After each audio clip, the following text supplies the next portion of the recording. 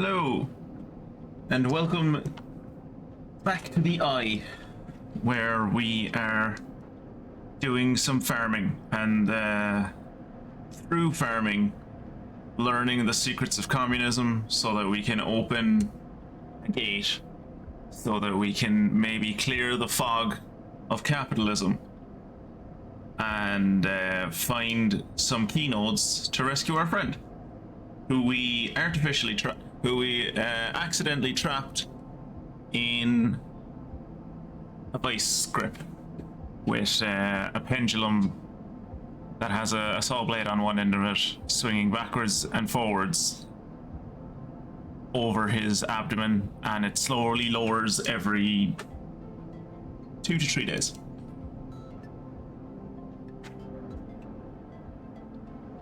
I'm sorry to hear that the Final Fantasy stream was a waste of time. Hopefully my stream will be more entertaining. Right. So I guess back up to the... Why did I sleep all the way down in my own apartment? I could have slept up in the commune. Oh yeah, I was weirded out about sleeping. I was weirded out about sleeping in the commune, because I don't know. I don't want them to know what I do when I'm asleep.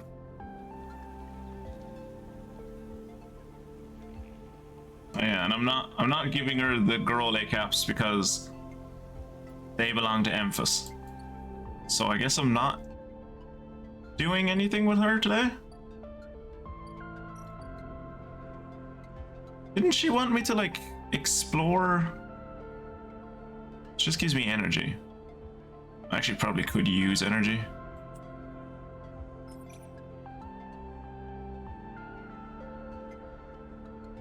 Yeah. We did the explore phase, now you're in the mushroom phase. I was in the mushroom phase before the explore phase, though. Work on the stacks, barter for food, or steal from the stacks. The money is okay at the moment. I don't think I need to steal just yet. Flotilla aid. I genuinely don't think I'm going to be doing this. We'll see how I feel at the end, but I don't think I'm going to do the DLC stuff. Deal with the killer. Can't. Help Rico's experiments. Collect. Can't do that.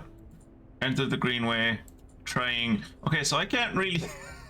I guess I'm just waiting on mushrooms. I can't really do anything. Great.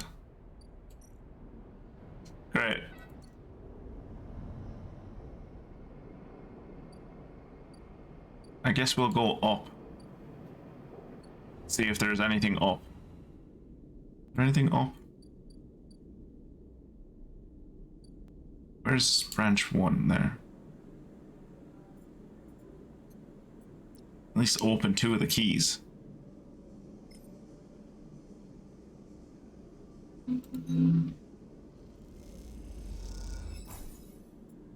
It's 1 down.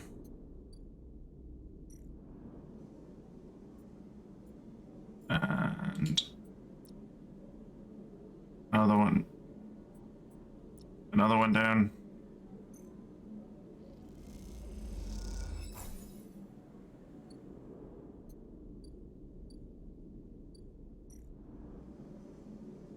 Oh, I guess it didn't matter which one I went to. Wait, you only need to do 3 of them? I thought you had to do like all of them. I thought you had to do like...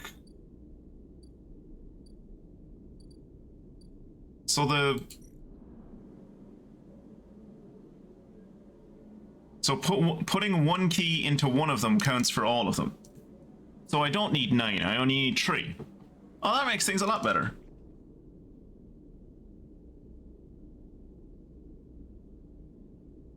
You should be able to get the last key as well. By all means, direct me in a area where I would find the last key. Also, I should probably start working on this, much as I don't want to.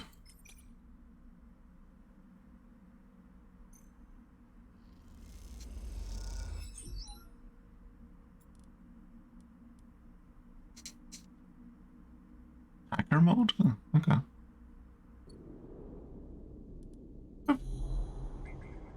Oh! Was that always there? This node is connected to a remote array and it buzzes as it picks up the drive signatures of passing ships. Was this one always there and I just missed it?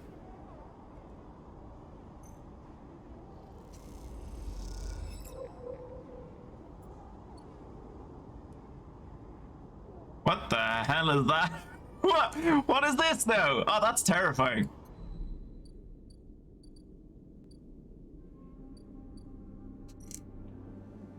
I remember because I did this on Wednesday as I speed ran 80% of the game in 3.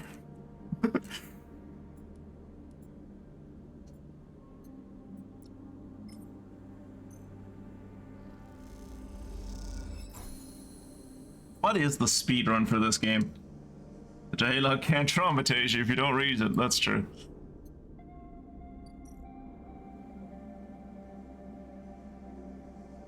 Killer is Dead, I loved that game.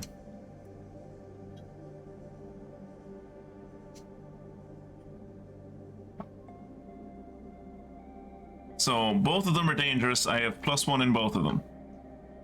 Forget hacking the system. Killer has to die. If you slice the branch connections, the mainframe will shut down, freeing Navigator. The killer protocol has been running for long enough. Breaking the mainframe's final connections will end the protocol. Or I could loop the branches. With access to the branches, you could redirect them to form a loop, isolating the mainframe with killer inside, but freeing Navigator. In theory. The killer protocol can be isolated, without being destroyed. A loop of connections would lock it into a closed system.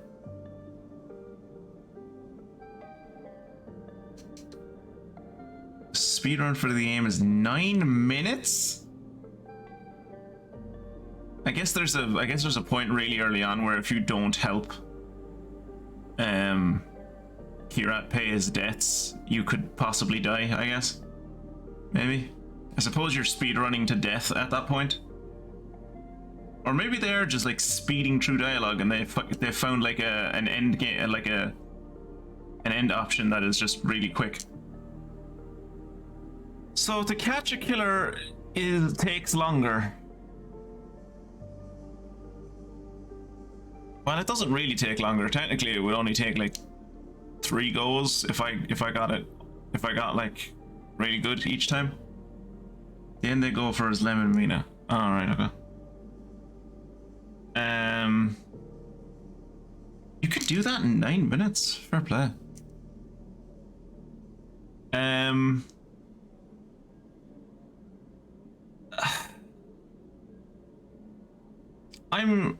I'm torn by the fact that there's the ability to not kill it.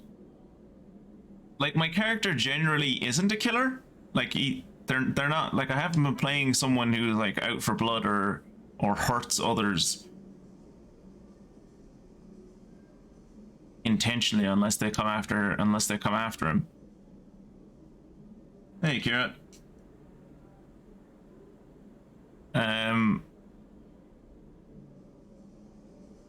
Oh, by the way, Kira, you missed it. I was chatting to Marmot earlier today, and he gave me this cool 8-ball. I think you might like it. You know, that Marmot guy is a bit... He could be a bit weird to talk to, but you know, deep down, I think he's a good guy. Like really, really, really deep down. Like, I think he insulted me before he left.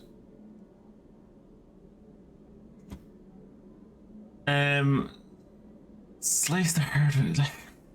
I'm gonna try to loop the branches. The only thing that's stopping me like from straight away going for loop the branches is that it's like isolating the mainframe with killer inside, but freeing Navigator. In theory. Like, the other one is just like, yeah, no, you'll kill the motherfucker. And then your friend will get out. Whereas this one is... The choice to kill it is, I think, because of the horror of watching Hunter trap itself in a recursive loop for the rest of the time. Oh yeah, they are sentient. Are they both sentient? I know the Hunter was sentient, but is Did we find out that Killer was sentient as well?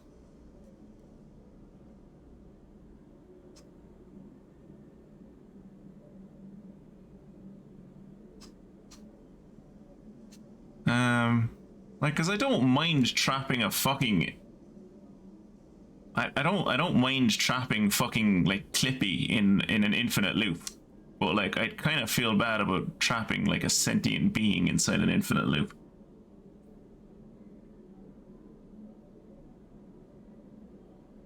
Maybe death would be preferable, I suppose, in this occasion. And I never get to use my engineer skill. I haven't built a ship in ages.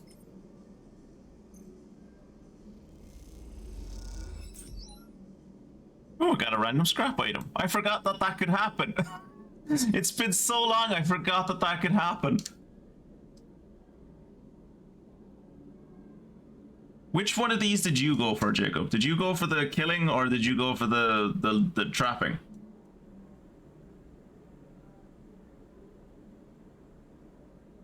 You've looped. Well, there we go. Killer is dead.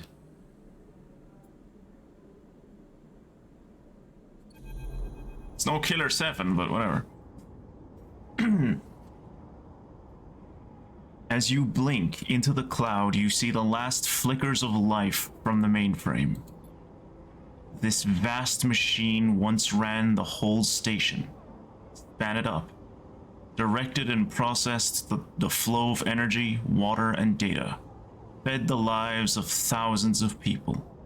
Now, it is finally dead.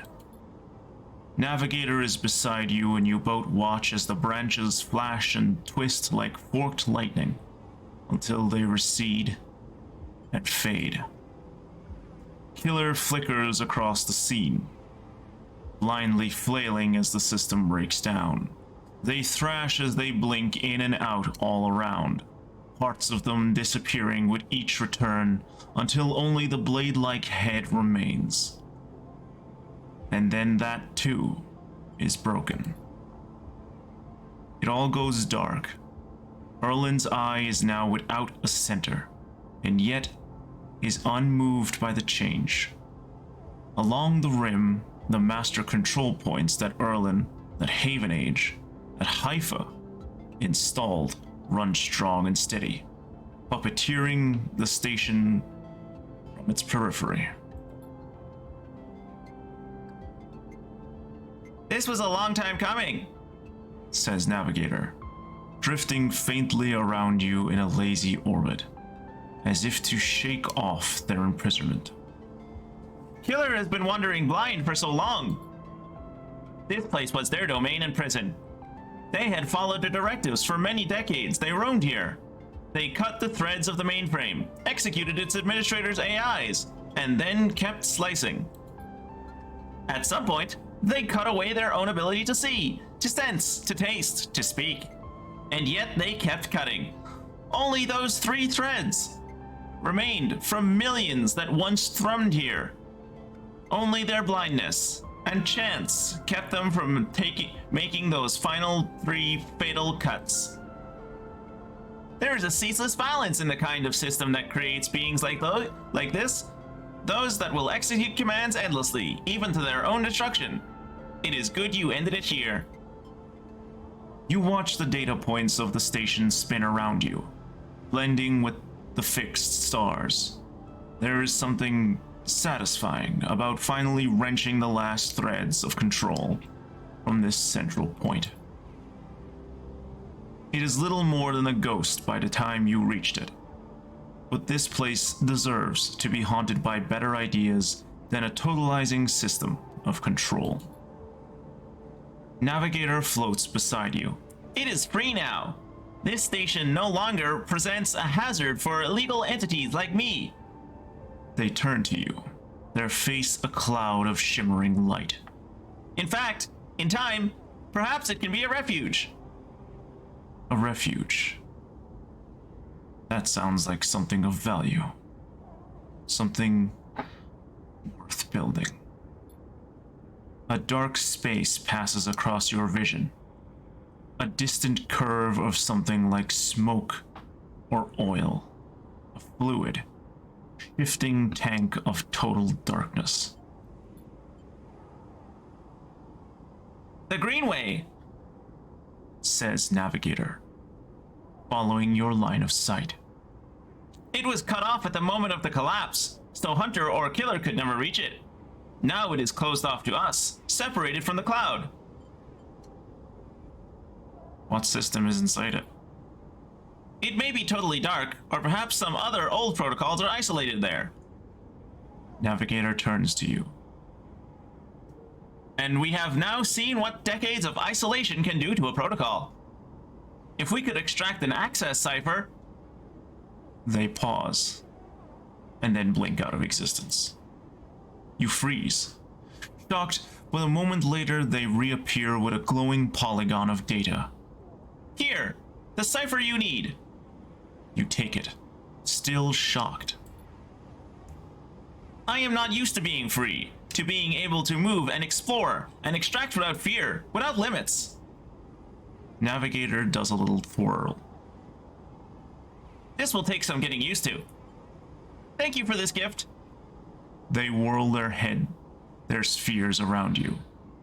"The entities of this station will always be friends to you, Sleeper." "And I to them, I guess?" "It is true that mutual need is required for friendship, but I must admit that I had not considered the value of offering assistance without personal gain. I will think on that." Navigator loops around you rapidly, suddenly eager to test their newfound freedom. "But first I will explore. Perhaps there are still intelligences that hid themselves as I did, encased in simple systems, cut off." Navigator glows. "I should like to free them." And with that they drift away, flickering, glowing, then shifting so rapidly that you lose sight of them among the glittering rim of the eye. You feel a pang of jealousy. Free, without a body to weigh you down, or fear to limit you. How must it feel? Your eyes fall on the Greenway and its secrets, though perhaps that can wait until you have celebrated this victory. "Nothing can wait. Everything must happen now." Now you've chosen. If you loop Navigator, if you loop, Navigator calls you a beta and a cuck and muses about how you probably like being spat on and having your hair pulled. That sounds like something this game would do, yeah.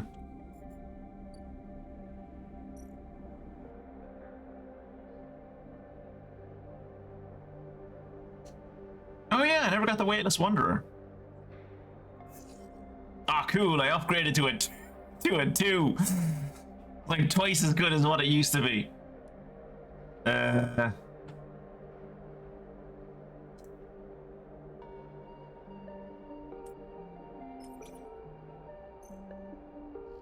Come on, come on. Yeah. So I was wrong about how you access the, Greenway. You can use that too for so many things. But I used it to access a ship mechanic.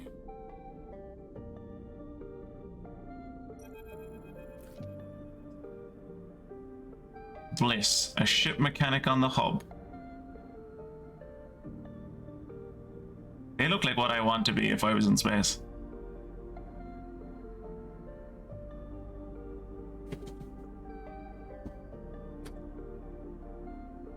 Yeah, kinda.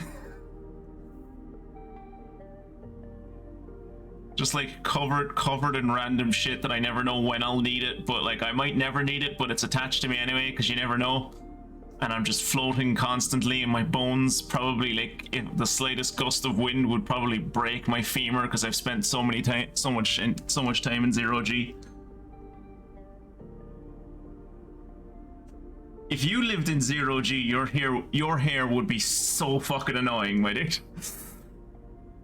It would do your head in.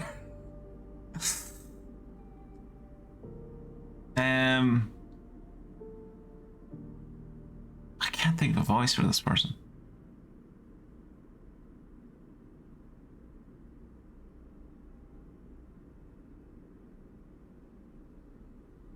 No way, Boris.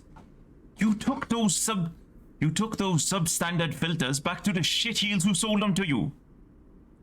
You hear the voice echoing out of the bay as you pass, and moments later, someone who you assume is Morris drifts out with it, dragging a pallet of filter cartridges by a tether. Hey! You out there!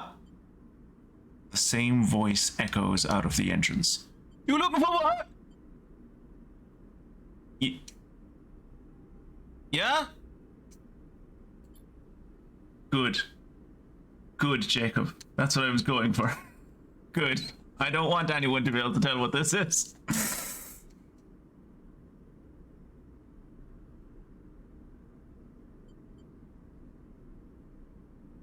I just need a hand. Get in here. The voice is coming from someone shorter than you expected. She is floating in the microgravity of the docking bay, beside a half-deconstructed life support unit that looks like it might have exploded at some point. She points a wrench in your direction. You know anything about these? She doesn't wait for an answer. Scratch that. Just help me with the casing. Oh, okay. Alright then. She deftly moves around the unit, making space for you beside the central seam in the dented case. Just take a grip here and lift it out and up, huh? Then I can get in and unbolt it. She whacks the unit with the wrench. Whole thing is twisted as shit. You dig your fingers under the casing and lift it away, the metal squealing from the force. She puts her hands under, spinning the wrench to slip out the bolts, catching them in her other hand when they spiral free. All good. The casing lifts off, revealing the ornate piping of the unit's interior. She whistles at the mess of ducts and filters. By the way, everyone calls me Bliss. She pats you on the shoulder, offering little in the way of an explanation. Is this place yours? It is for now, yeah. But I like it or not. She looks at you like that should mean something. Bliss starts pushing and pulling at the ductwork, looking for fractured pipes. We haggle for contracts, but the good ones get snapped up quick by the bigger bays. So here I am trying to get this M2 unit running again for one of the freelance tugs. Small-time stuff. Pullis. She rips out a ribbed pipe and hands it to you like a freshly caught fish. We turn stuff around fast and neat, and maybe we get the chance of landing something bigger. Something starts hissing in the unit, and Bliss quietens it with a precise whack. But to be honest with you, the way things are going, I can already see the other crews licking their lips, ready to take this place over. She looks up at you. I'm almost out of luck.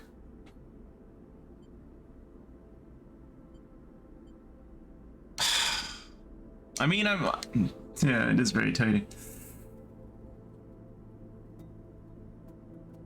I like that Kira didn't ask the 8-ball anything. He just 8-balled. But at least it's certain. That's good.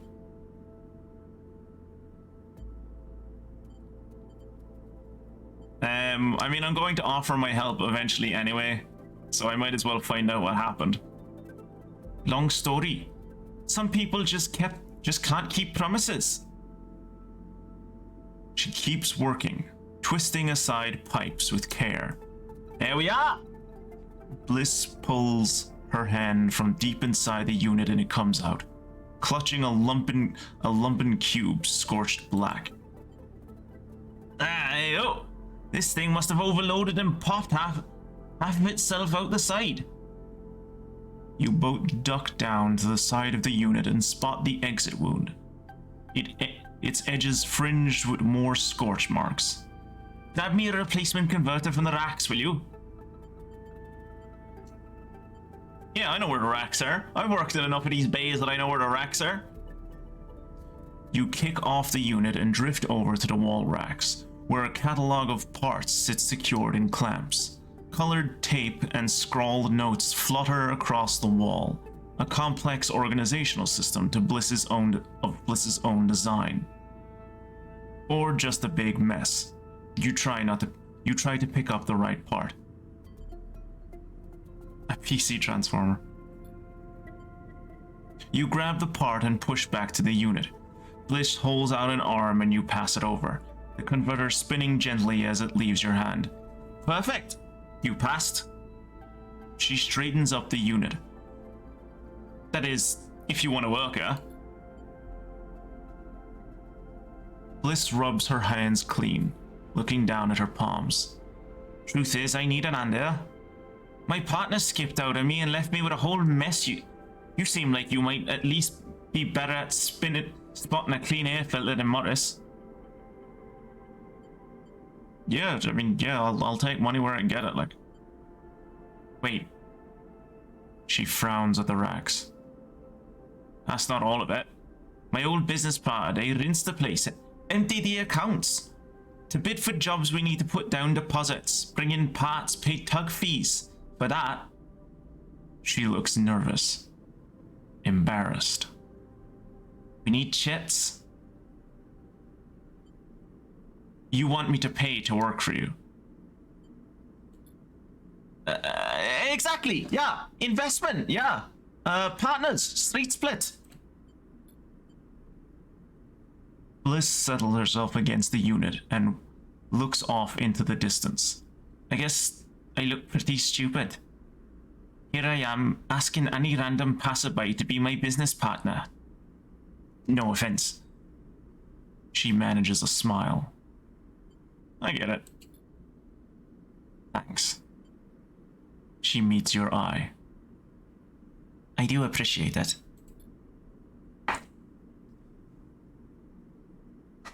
Bliss goes back to working on the unit. Look, it's no pressure. You find the money or find someone who has it. Or just forget the whole thing. Up to you. She gestures for you to help her refit the casing and you both slot it back into place. I think I'm going to wrap this one up for now.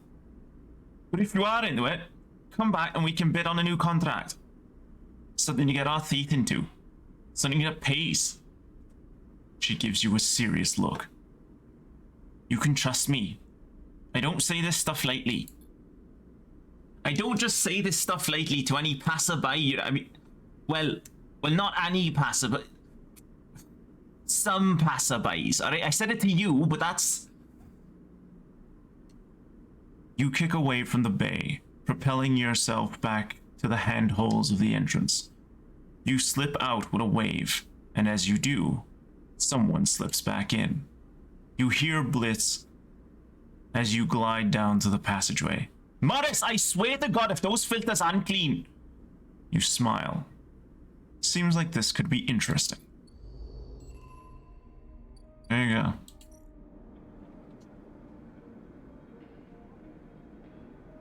Oh yeah, the 20% discount because, yeah, the 20% discount because I got that perk. Oh, that means if I'd gotten the 20% discount on the stabilizer, it would have been like, what, down to like 60? I could have gotten a stabilizer for, I could have, a scam or an opportunity. Bliss seems solid enough. And this might be your best chance to get in on the hub's repair trade.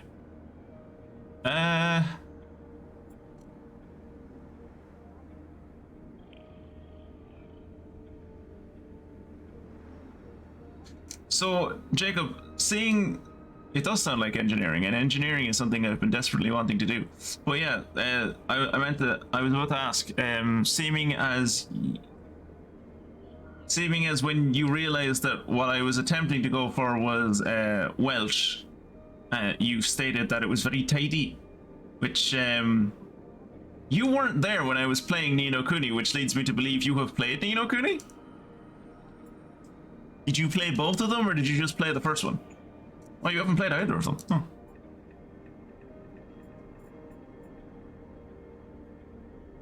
Me and Kirat hated the Welsh guy in Ni no Kuni. There was one point where he died and both of us cheered, and then it was shown shortly later that like it was a fake out, and I got genuinely angry that he wasn't dead.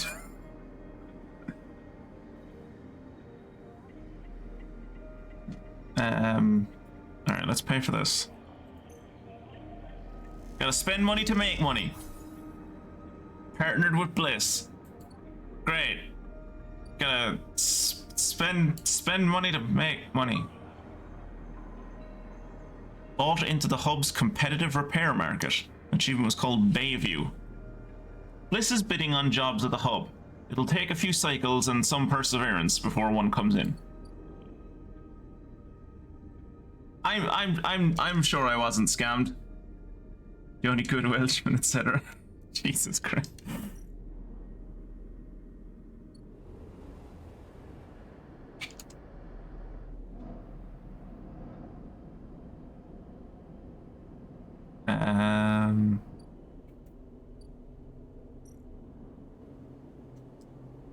Oh, cool! It only costs 3 to feed the stray now. Cat food has gotten cheaper.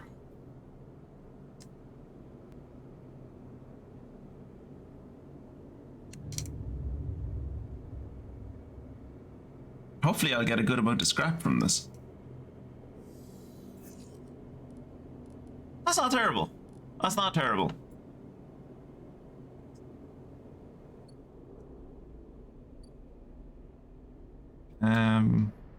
Okay, so we have that thing now, so we're gonna explore the Greenway today. Which is done like this. Let's go meet a super old crazy artificial intelligence, huh? This'll end well.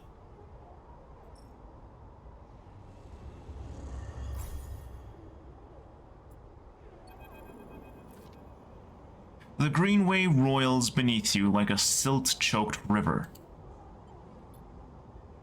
If what Navigator said was true, then no one has accessed these networks since the collapse. The hunter and killer protocols have never set foot here, never cleared it out of intelligence, never cleared out the intelligences and systems.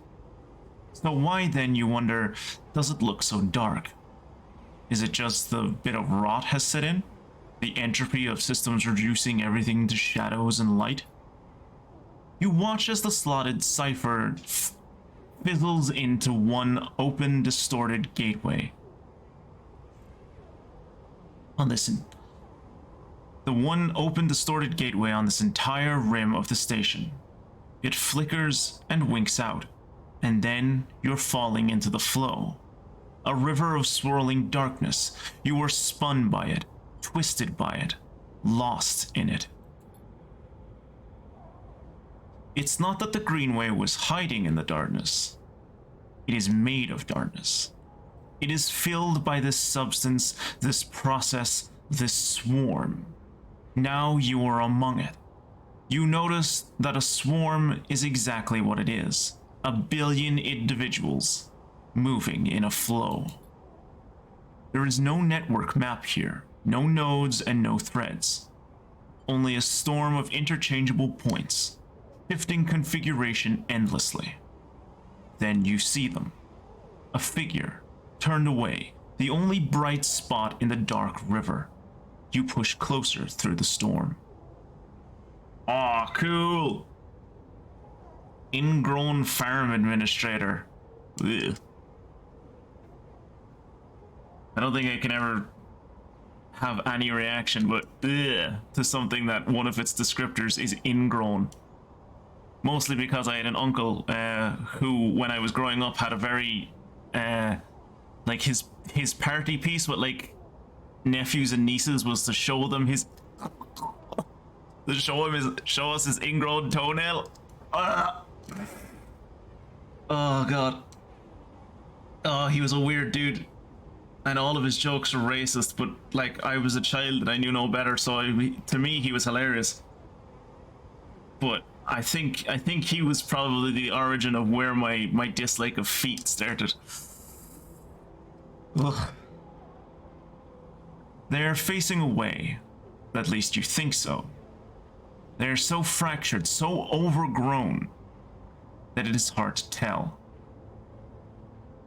Even from this distance, you can see their flesh is moving, flowing.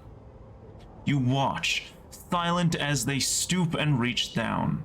In their hand is a dark shape, and with twisted fingers they press it down into the loam of data beneath them, pushing it through this trembling soil. Then they move away, go a little further, and repeat the process, as if they were sowing a field. You push forward, but somehow, despite their slow and deliberate speed, they move faster, and they quickly fade into the storm.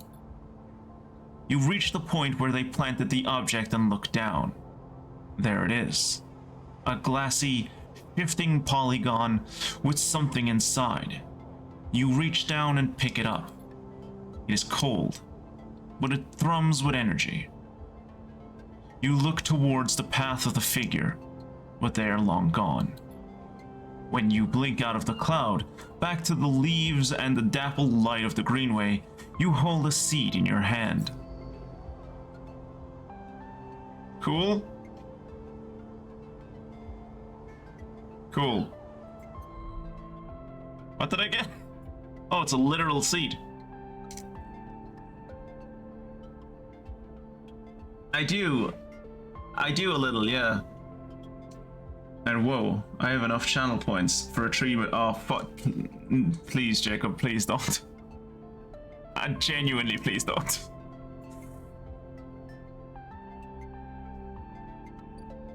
Oh! A seed. You need to find somewhere safe to plant this. I'll plant this here when I'll plant it here when my mushrooms are done.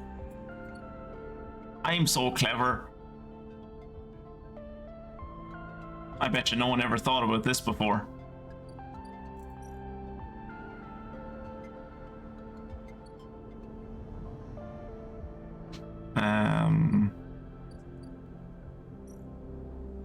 Still nothing from this guy.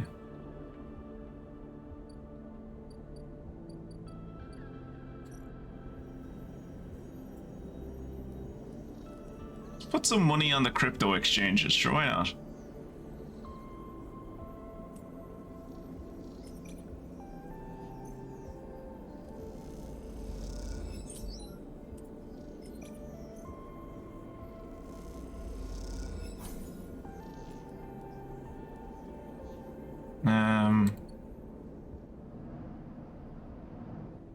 I think I'll go farm some. I think I'll go farm some scrap.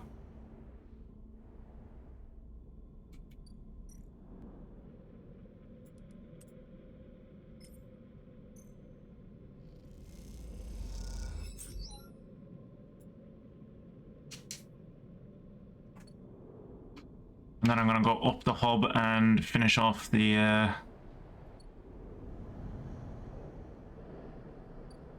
watching the spacers or whatever it's called.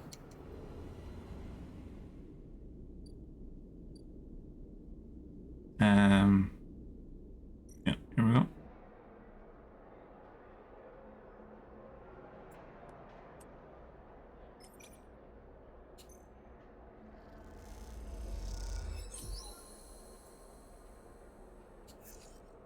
Nice.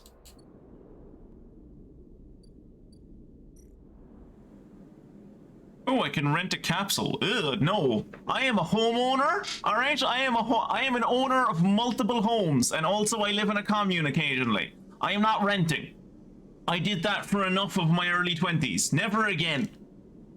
Never again. Just burnt money. Doesn't go anywhere. The only place to sleep on the hub. Hacked off a colony ship and welded to the ring They're surprisingly expensive to rent. Yeah, way too fucking expensive to rent. I can see this leading to a story, but I don't care. On principle, I refuse to rent. As a member of the commune, seeing a place up for rent shows you an opportunity to execute a landlord.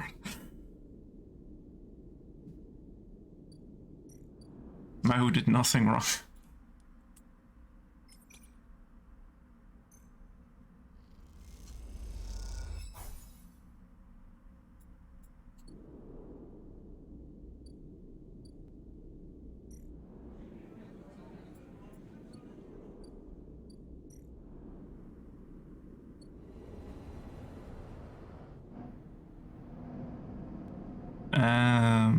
Yeah, it's in here. I'll get around to here eventually, because I do want to do a bar shift and like get good at slinging points.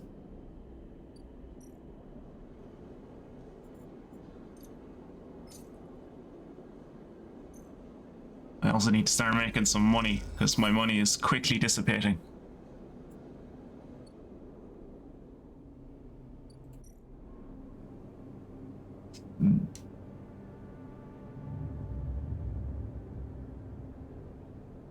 Oh shit, should I have used the scrap component there? No, I'm way ahead of scrap. I will actually use the scrap component now, just to keep myself ahead.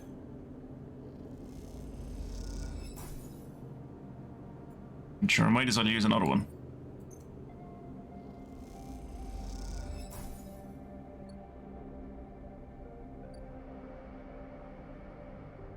Right, the mushrooms should be done today. Also, I have an upgrade. I should probably do something about the upgrade. How many upgrade points do I have? 2?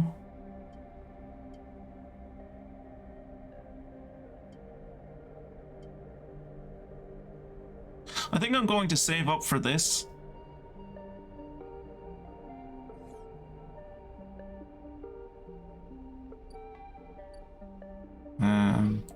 Yeah.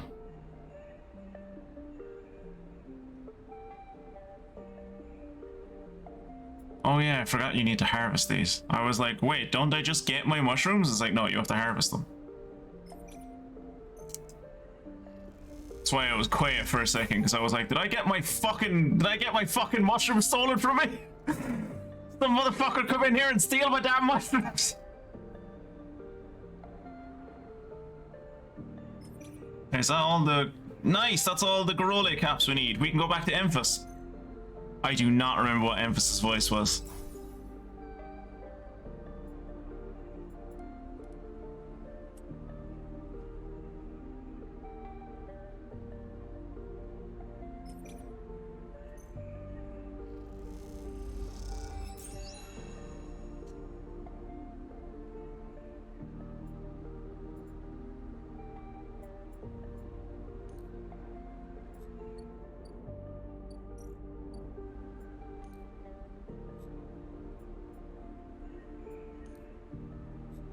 Oh, can you not plant this here?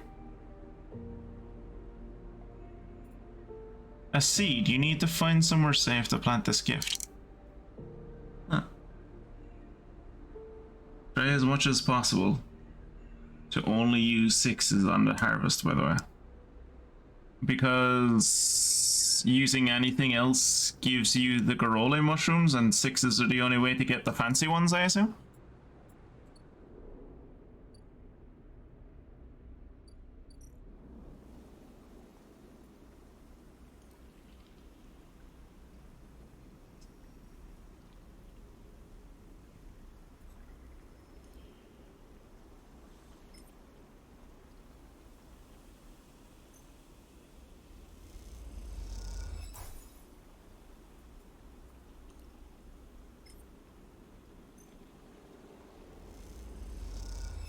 Neutral success get you fancy, but success gets you double fancy, so it's better for the mushroom economy.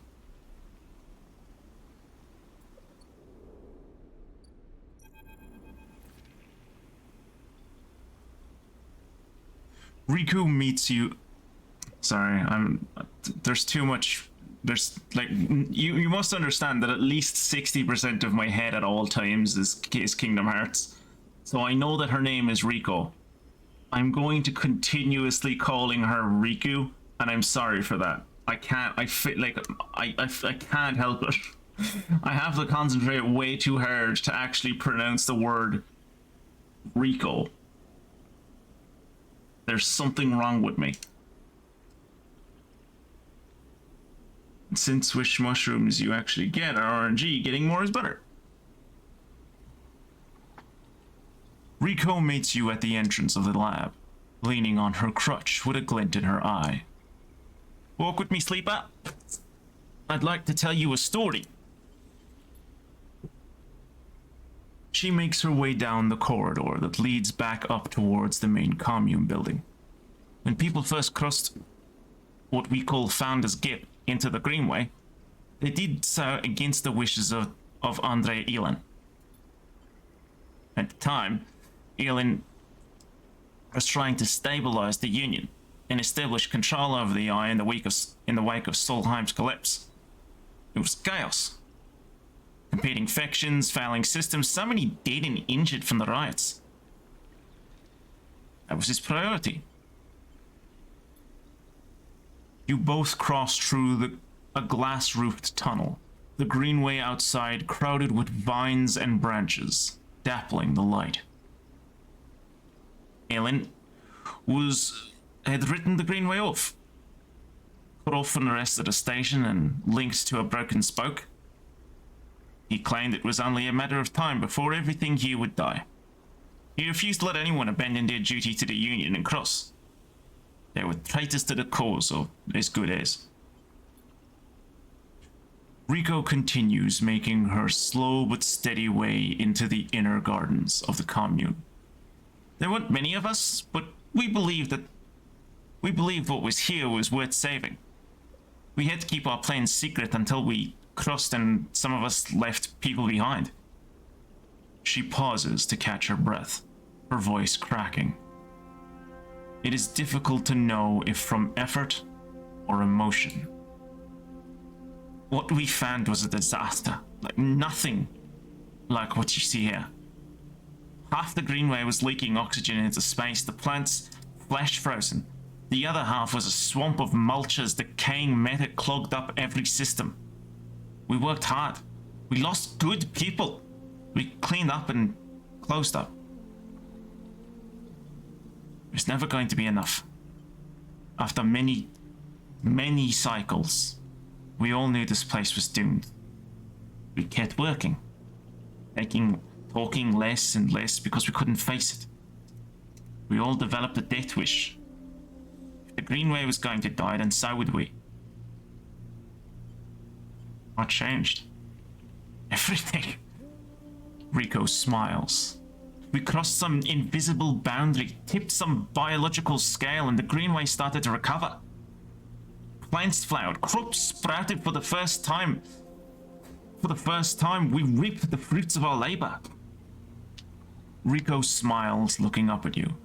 We thought that it was us. That we'd managed to do just enough to end the cycle of decay. I thought we'd save the Greenway. Until today. You pass into the grow beds of the commune, rich with the hustle and bustle of Haifa members planting and harvesting. For a while, Rico is quiet, and you both simply observe the hypnotic movements of the work crews. Eager chatter washing over you like a wave. Rico smiles to herself. Should have known, of course, that our arrogance was unfounded. But we needed to believe back then. We needed a myth to bring more people across the gap. You both move into a smaller corridor, Rico following some direction unknown to you. What you have shown me is that back then, the Greenway saved us, not the other way around. Tell me, have you ever consumed one of the Matsutake or Griala mushrooms?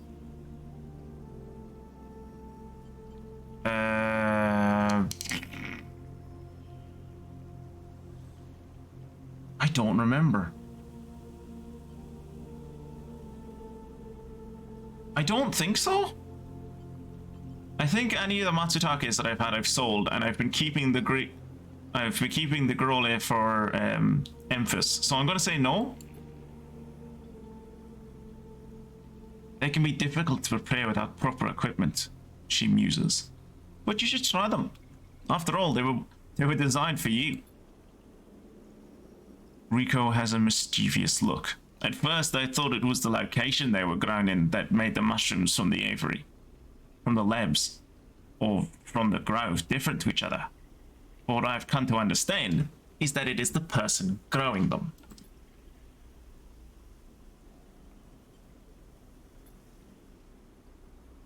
That was weird. The Matsutake and Garale mushrooms you brought me are totally unique, containing compounds never usually found in similar specimens in my possession. Many of these compounds aren't even digestible by humans, but for a sleeper like you.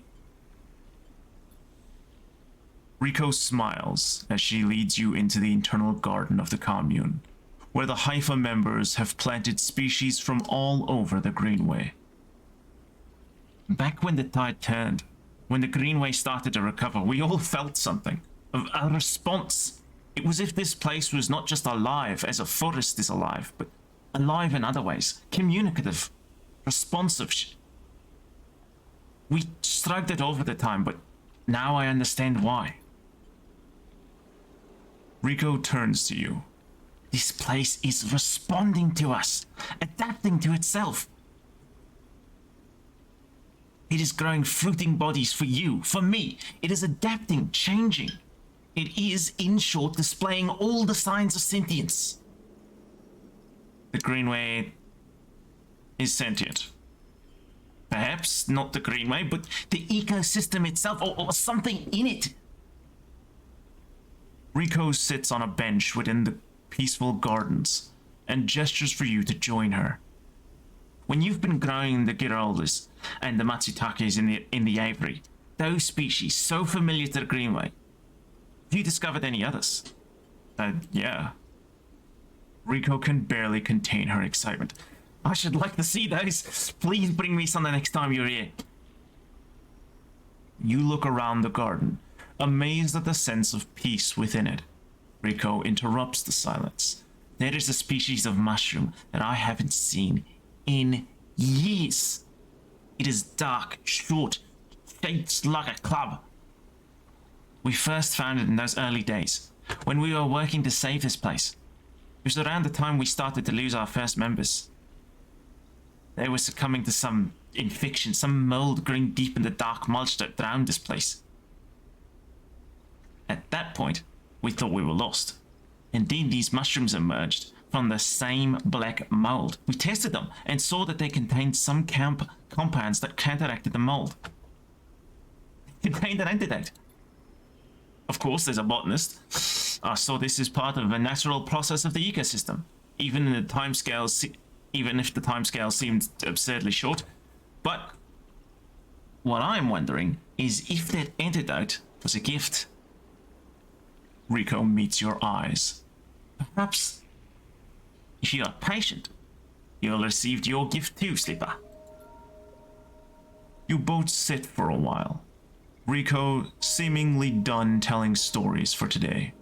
You watch the light playing off the leaves and plants around you, and wonder what forces could be at play in this place.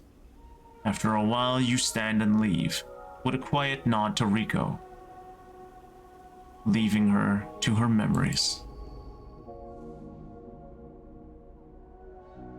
Have you eaten of the fungal flesh?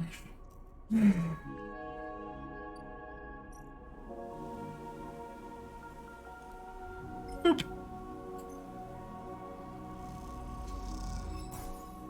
You hand them over to an eager Rico, who immediately begins to work on the samples.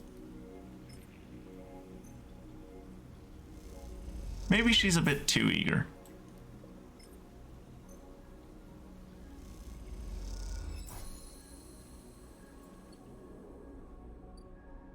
I'm glad I never sold those, because I was like, I think like last session when we found them and I was like, what the fuck do I use these things for? I'm glad I held on to them. I think I said at one point that it's like, these will probably be useful in the future. Rico is at her bench, running small vials of some liquid through an old chemical analysis machine. The whirring of the spinning drum fills the lab with white noise, and you aren't sure if she notices you approach. Sleeper, it's good to see you. She looks up smiling. This little project of ours has been keeping me awake for the past few cycles, but right now, well, I think I have something. You should probably sleep. I know my limits. She laughs to herself. I just don't like paying attention to them. The drum finishes spinning and Rico lifts a vial from it, holding it up to the light. This is something I extracted from those clubheads you've been bringing me, and according to my analysis, it is a substance totally unique on the Greenway. You look at the small amount of liquid in the vial. Any idea what it might be? Rico asks without looking away from the vial. It's stabilizer, isn't it? I'm gonna be able to grow stabilizer. Mushroom-mancy. Rico nods. You aren't the first sleeper to come through that. Perhaps I should have mentioned that earlier. Rico's tone suddenly drops, changing the atmosphere in the lab immediately. I just thought... She pauses, thinking very carefully of how to continue. I just wanted you to trust us. It came through a fair few cycles ago, but we found them wandering in the broken section of the gap. The members who brought them in had never seen one of you before, and were terrified by this strange person, wandering in open vacuum. They were quieter than you and damaged. We did our best to patch them up and welcome them to the commune. I only really spoke to them once, while I was working on their wounds along with a couple of systems engineers. She looks nervously at you. I'd never seen a body like that before. I took some readings, some samples. Rico scans your face for any sign of reaction. The next cycle they were gone. They took a little food and hiked up towards the wild margins where the Greenway meets the wastes. Someone saw them in the distance, but that was it. They disappeared into the overgrowth. And then a mercenary killed them. They fell in love with a human and then a mercenary killed them. She sits down heavily, the vial in her hand. When I saw you, I wanted things to be different. I wanted to keep you here rather than let you disappear into wherever they ended up. She smiles to herself. Yes, I wanted to understand this place better, but I also wanted to help you. It seems that somehow both my wishes have come true at once.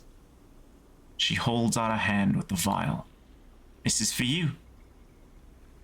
You take the stabilizer, the glass cold and smooth, in your palm. No. It's clubhead mushrooms made it for you. Or at least two, or whatever made those clubheads. She starts to clear her bench. It was right there, contained in their tissue. I only had to extract it. I imagine you understand how incredible that is. I learned enough from that sleeper to know that your body, your frame, is it? Runs on some exotic technology. Exotic technology that has a time limit built in. Somehow, the Greenway knows that too. It understands your physiology much better than I ever could. It knows how to treat you.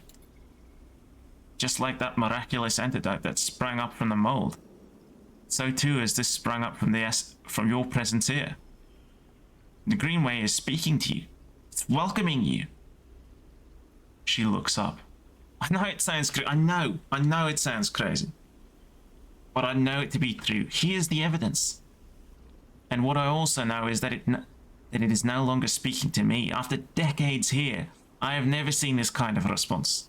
Not since the antidote so many cycles ago. She smiles. I'm going to make you a deal. You bring me as many club heads as you like, and I'll extract the stabilizer and give it to you. Freely. But you have to tell me what the Greenway says. You have to speak with it. To dig into it and find... Oh my god, I can't... I know... The accent, it's like, I don't know, all of a sudden all I can think of is the fucking Welsh accent. I can't fucking, like, mid-sentence I lost it.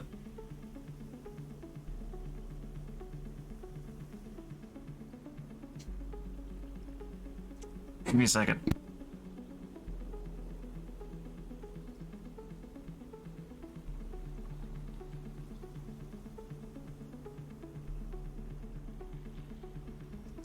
You have to speak with it. To dig into it, to find what being it is at the center of it. I've traveled as far as I can. I need you to do the rest. Can you do that? Yeah, sure. Rico sighs with relief and deflates into her chair. Thank you. I'm sorry for the other sleeper. I truly am. I'm sorry I couldn't have done more, but I'm so glad I met you. She smiles. You are welcome here anytime. She falls silent. She looks smaller now, more fragile, and you realize how old she must be to have seen the collapse firsthand. She doesn't honestly look that old. I mean, her hands look fairly old.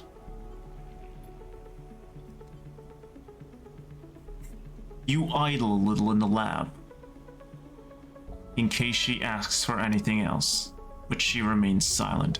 And so you drift back into the tunnel. Thoughts of that other sleeper and where they ended up, weighing on your mind. I know exactly where they ended up. I saw them die. Grow Your Own is what that achievement was called. Became self-sufficient through botany. That's me. Self-sufficient botanist.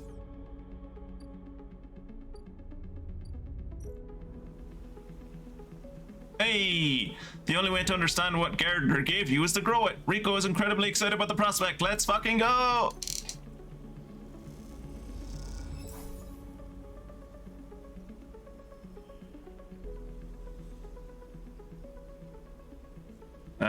Give me a second, I got a very important email. Alright. Back. Sorry about that. I have been waiting for that email for a while. So, you know that Bob Marley's Buffalo Soldier was about Elon Musk? Stolen from Africa, brought to America, fighting on arrival, fighting for survival. I mean, when I analyze it, when I analyze the stage, to me it makes a lot of sense. I like that I was away for like, what, like 2-3 minutes? And I get back to comparing fucking Elon Musk to the Buffalo Soldier. Which reminds me, there is a Bob Marley biopic coming out this year for anyone who wants to check that out. Should be good.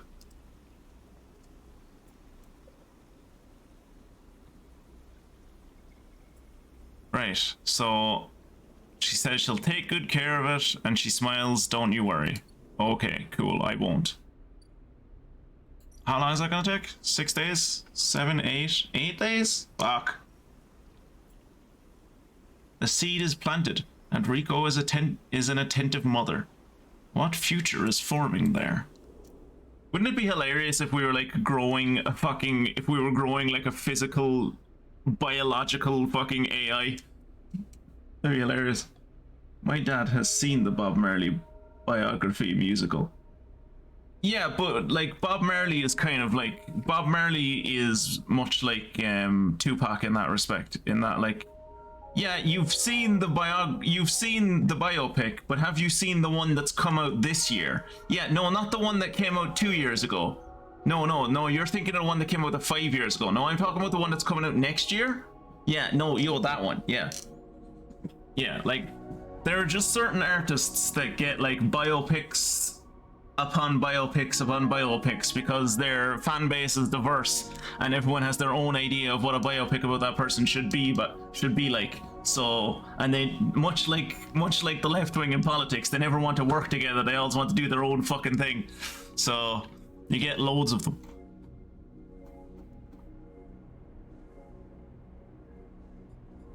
Alright, so we planted the seed and we let it grow. We now have +2 to engineering. Plant the seed and let it grow. Let's go give Emphis his special mushrooms. It's been... They keep remaking 2-pack, no one brave enough to make 3-pack. There was only one person ever brave enough to iterate on Pac, and that was X-Pac from Generation X in the Attitude Era of WWE, went back when it was WWF, and no one's had the bravery since. Also, do you know where X-Pac is now? No, neither do I, because he got black-bagged by the government. He tried to stand up and move on to the next generation, and they black-bagged him.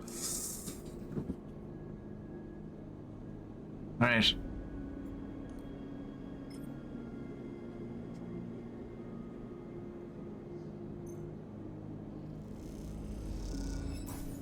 Yay!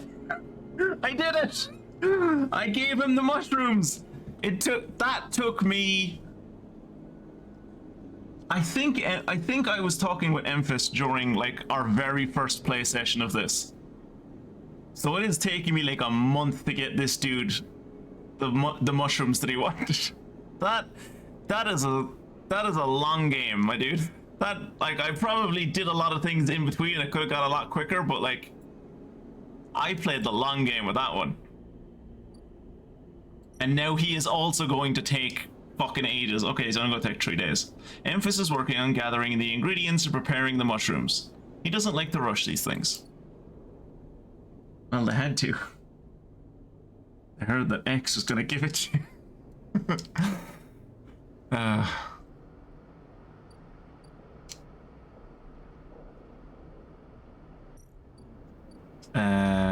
Ascend? Oh yeah, I forgot about Bliss. What was I up here for? I was up here for this. Oop.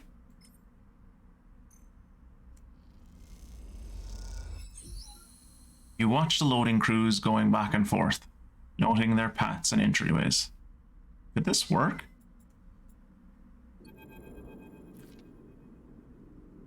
Oh, oh, it's Caster! Oh, the wizard returns! I was wondering why his symbol was still on the map. Quite the achievement, isn't she? Senator Celis must be proud. You recognize the resonating voice of Caster immediately, and turn to see him hooded and tucked into the shadows near the viewing platform. Sleeper, I'm a friend. I came all the way up here to see you. Caster walks out past the stand beside you on the platform, to stand beside you on the platform. The telltale clunk of magnetic boots accompanies his slow crossing. He notices you looking at them. I don't much like it up here, he explains. I hear there was some trouble at the Haven Age shipyard when they announced the results of the crew lottery. They screwed us. No. He sighs, meeting your eye. An ugly business. Celis are too used to the way things work in the core. Exploitation is the only logic they know. He gestures at the Sidereal Horizon. You know why they built this monstrosity on the eye? Control? Certainly. There is no corporate oversight out here. But that's not all. He stares at the pristine yellow hull. Yellow and white. And black. And I imagine there's probably bits of silver in there somewhere. Celis built it here, says Castor gravely, because they didn't want anyone to know it exists. He rubs his forehead, and secrecy is something I cannot abide. He turns to face you. There are people being loaded onto that ship as we speak. Sleeping people, locked into cryo sleep like the person that you were emulated from. There are hundreds of them, and Celis wants to send them to a planet on the edge of the cell systems without anyone knowing where it is. But you, Sleeper, can do something about that. You are like me. You deal with data. You can read it right out the air. Someone like you on that ship, secrecy is the problem. You can ping back whatever I need whenever I need it, as long as you're on board. With you on the Sidereal, and with some minor modifications, he pauses. You can be my eyes and ears. I will keep track of the Celis' grand project through you. In short, says Castor, stretching, I can get you on board, Sleeper, but I'm gonna need you to help me. What if I disagree? Then I doubt you will find a way onto that ship. And I doubt you'll find a way onto that ship out there. It's not just me. Yes, your friend, Lem. That can be arranged. It's difficult, but not impossible. The condition is, of course, that you go too. Castor clunks closer to the window, watching the tugs of wheeling around the side wheel. It's a simple offer, and the only one that will get you on that ship. Please, consider it. He turns back, silhouetted against the ship. But to make it happen, I need your assistance. As I said, there's a Celis Foundation ship docked in a now empty shipyard. I need the data from its servers. This will allow me to produce the IDs necessary for your transit. Castor looks over his glasses at you. Celis aren't stupid, though. Their ship is totally isolated from the station. You'll need to get on board if you want to access their air-walled servers. Once you have the data, meet me at your friend's unit so we can give him the good news. He smiles. I noticed his importance to you and the little one. So cute.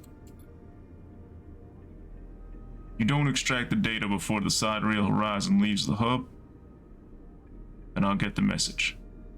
We have other options, but you're certainly my preferred one. Be sure when you act, Sleeper. Once you take the data from Celis, you'll set off a series of events that will likely be hard for you to untangle yourself from.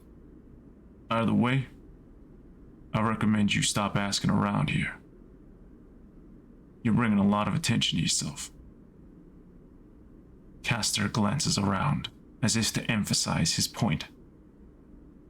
There are only a handful of cycles until departure, Sleeper. Make your decision. With that, Castor marches back off the platform, the sound of his mag boots fading away, leaving you to contemplate the Sidereal Horizon and the part it may play in your future.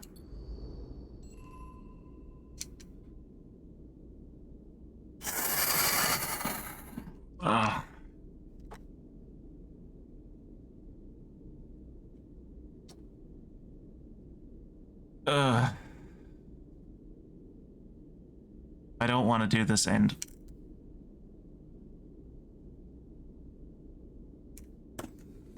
I was hoping there'd be some happy ideal where I could, like, get passage onto the Sidereal and then smuggle Lem and Mina on and be like, no, you must go without me. My place is here among the systems. You go, be free, live like human in free open fields. Because I know if I step on that ship, I'm dead. I already know well, okay, so before you go ahead with your spoilers, I'll tell you the spoilers that I've been made aware of, and I'm pretty sure I mentioned this already before. But I was talking to my friend and he mentioned what the ending for the Sidereal Horizon is, which is that you get on there and you die. Because of course you die, you're on a ship light years away from fucking stabilizer. So like, I'll get on there, Lem and Mina will be fine, good for Lem and Mina, cool, but I'll be dead. And I kind of don't want to die on Sidereal Horizon. Like, do I want to look after Lem and Mina? Very much I do actually want to look after Lem and Mina. But... and I know this isn't like an option in the game, but I feel like there is a way to look after Lem and Mina. Like, if the option of me getting on this ship is either... it's like, I help Lem and Mina but I die, or I live, but Lem and Mina have to stay on this fucking station. This station is a shithole, granted. But it's not like there's worse places to be. You know? I don't want to give up. It sounds very selfish, and it is, but I don't want to give up my life for these two people. I would like them to be free and be able to live their life without me having to sacrifice mine to do it.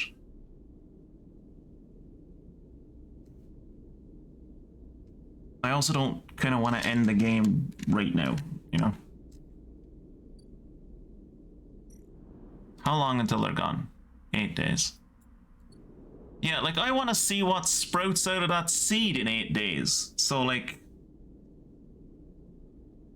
I definitely don't want to do this. Yes, go on. Spoilsies me on the Sidereal Horizon, please. Just let me know, actually, just let me know if there is a way. Is there a way for me to get Lem and Mina on this?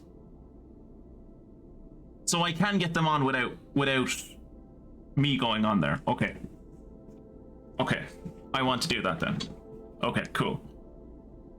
Cool. I'm indifferent to Castor. I don't care if he's happy with me or not.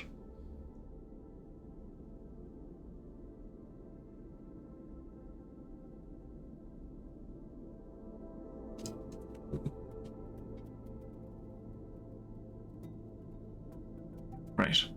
Okay, that makes me feel a lot better about it. Thank you, Jacob. Right. Doop, doop, doop, doop, doop.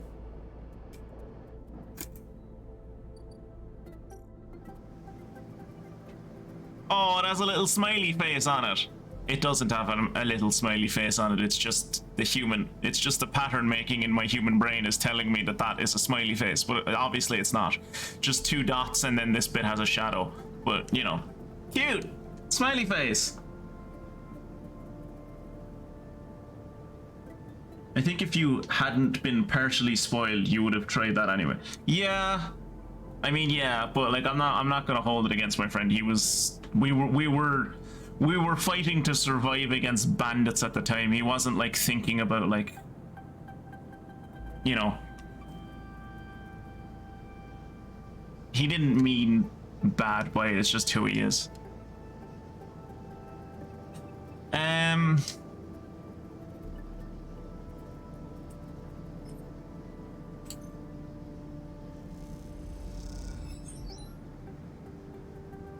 Okay. Patrol patterns, security information, server room locations. You need to case this place a bit by bit. If security gets wise to the potential breach in the Cella's ship, you will go into lockdown for several cycles. You convince the guards to help you look for your ID inside the ship, before you remember that you left it at home. Careful observation and an instinct for security procedures will help you understand how to sneak on board.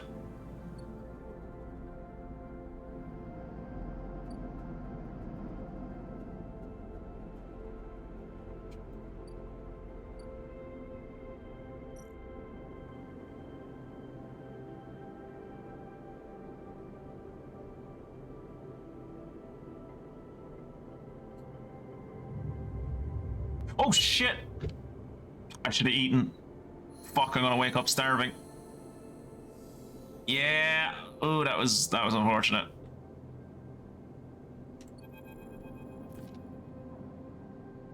Hey, it's Morris! You look a lot like Bliss. I suppose that's just both because you're slapheads, maybe. Hey. A quiet voice greets you as you leave. Sleeper, it's me. Do I know you? Morris? He pauses. I work for Bliss? He rubs the back of his head. You're not an easy person to find. I don't really have an address. Morris holds up his hands. Hey, no judgment, it's cool. You both stand there for a moment, each waiting for the other to speak. What do you want? Well, Bliss, just needs you for a job. Came in like a big job. So she was asking for you to come out and like help her out. He nods sagely. Alright, I'll be right there. Oh, yeah, nice, sweet, cool.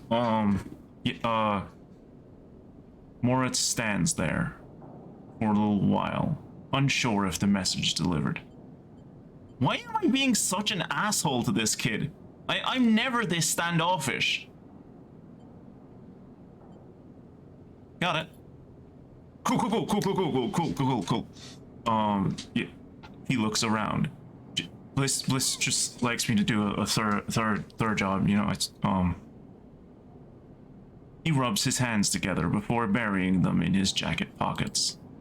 Bye, see you, Sleeper. Late, cause I'm in the shipyard. Bye. Morris ambles off down the corridor, picking at a filter cap on his way out.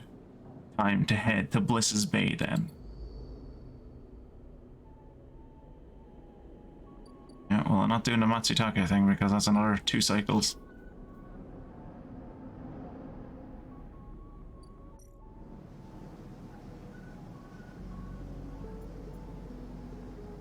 Bluff past security. You can only bluff past security once?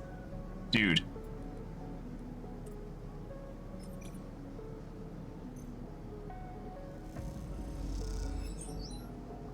Stupid critical action.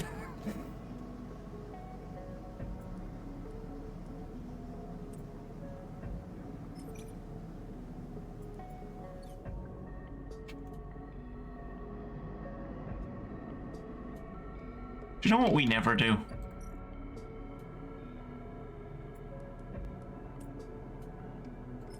We never just sunbathe.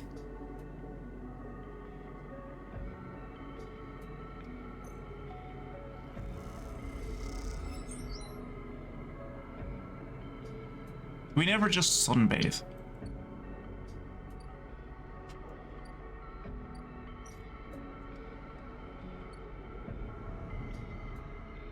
We also never go to Port Points. All in good time. Once I get Lem and Mina off this station. Okay, that's a lie. Not once I get Lem and Mina off the station. Mostly I want to get the plant shit done first, and then I'll go pour some points. But first I have to I forgot to do this yesterday.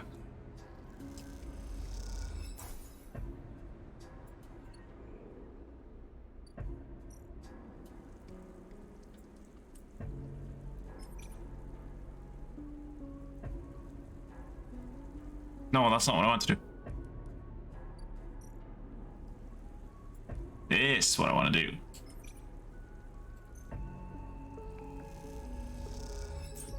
Yeah.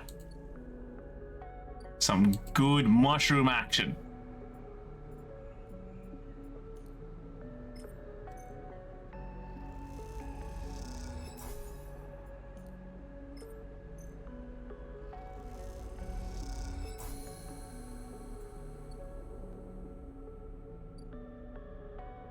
Here's a question for you, Jacob.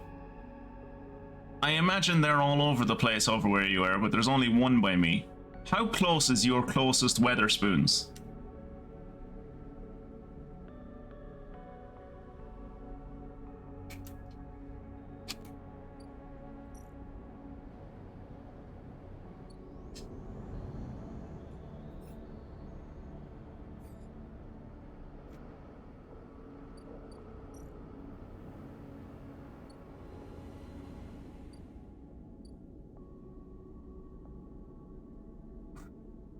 Britain. You lucky bastard, Kira. There was a time when Britain was my closest There was a time when Britain was my closest Weatherspoons as well. But now there's one in the middle of the fucking city centre and all the fucking scummiest scumbags of the entire fucking city hang out there daily. And it's like, it's one of those things that it goes through like a shot. It goes through like a building. So it's like it has entrances on both sides of the building. So like you'll come across scangers on like fucking both sides of the building, even if you try to avoid one side of the building. So you can't go through fucking town without meeting scumbags. I hate it.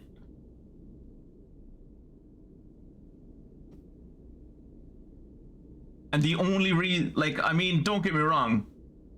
Fucking like, I imagine Weatherspoons in general, like, given the fact that it's run by a fucking arch-Brexiteer, I imagine Weatherspoons in general draws in fucking scumbags. But, like, the Weatherspoons where in my city fucking draws in scumbags because it is, like, it's the only place for them to go, because they've been kicked out of every other fucking respectable bar. So, like, fucking Weatherspoons is the only place that'll fucking sell to them anymore.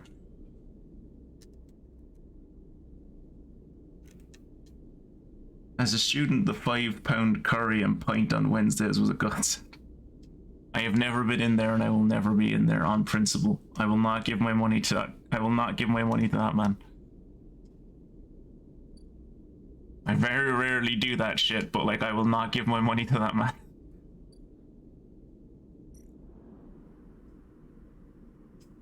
Somehow Bliss swung a tanker contract, but the catch is that the work needs to be turned around fast. Too fast. The tanker's crew have detected a set of leaks, and they need to isolate and seal them as soon as possible. That's where you come in. Ooh, 4. Bliss has an idea. A full system flush with tracer fluid to reveal the leaks, which means an emergency venting of all tanks. Brilliant. Dangerous. This sounds... Hey, Kirat! I think I found another character that's just you from fucking Shipbreaker. There's also a draft of places to exist for free or cheap in Britain, or not, or at all. Wait, is it drought or draft? I think it's... Like, you mean like a load of places, right? Or like not a lot of places. There's a drought. It would be a drought. Yeah, it would be D. Yeah, not a lot. Yeah, that would be drought. Actually, now I'm thinking of it, I'm not confident on how to spell drought, but I'm pretty sure it's draft without the A, like the O instead of the A, so it would be D-R-O-U-G-H-T, I think. I'd be wrong with that. D-R-O-U-T looks wrong. But then again, drought isn't a word that I see often, so... Right. Oh, I might as well do this.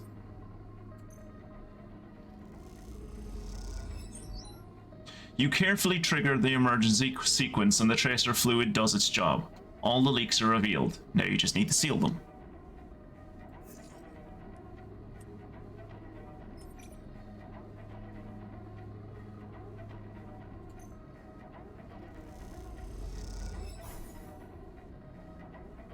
Alright.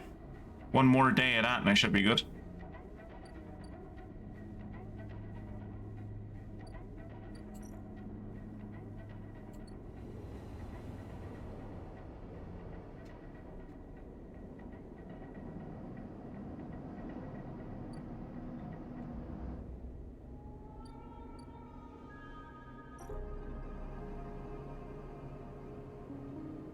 Did I get any scrap from that engineering job? I guess that wasn't an engineering job.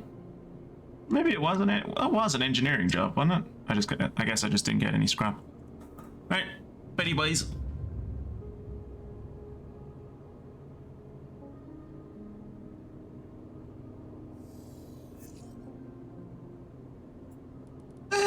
Not great, not terrible.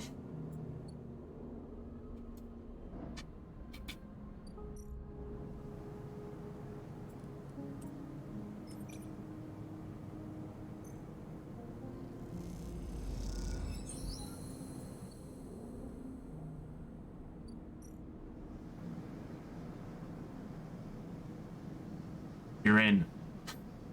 Guys, I'm in. Shades come down, Hacker Man goes across the bottom of the screen in fucking rainbow font. You're in. Maybe if you do this right, you might be able to pull something more than just IDs. Yeah!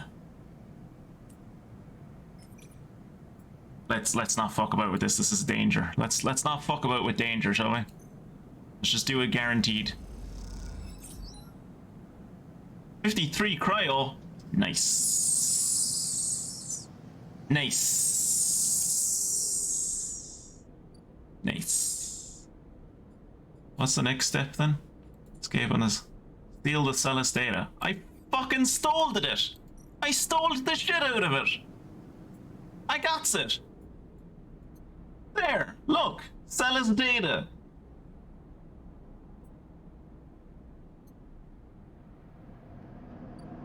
I suppose the game wants me to give it to Caster. I'd love if there was a way for me to give it to... Oh, there's Caster. I was gonna say give it to fucking... Yeah, Dearth. Dearth would be another word for it, yeah. Dearth would be like, while yes, I agree that dearth is like a lack of something, I think... Well, no, because like dearth would definitely fit for... I'm thinking of drought in terms of like an actual drought. But yeah, dearth I suppose would be there's a dearth of choices for... Yeah, that makes sense. Typing while fighting drakes. Fair play to you, Kira. You're a man of the people.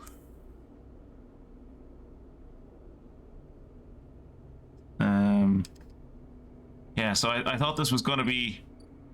I thought this was gonna be Lem and Mina, but I guess it's just Caster. Alright, let's do this in a way that fucks this guy over, but gets our little boy and his daughter out of here. I am also mid Final Fantasy dungeon and typing. What about you? What about you, Bubbles? Are you doing something while not typing? Although according to Stream Avatar, she might not be here, so, you know.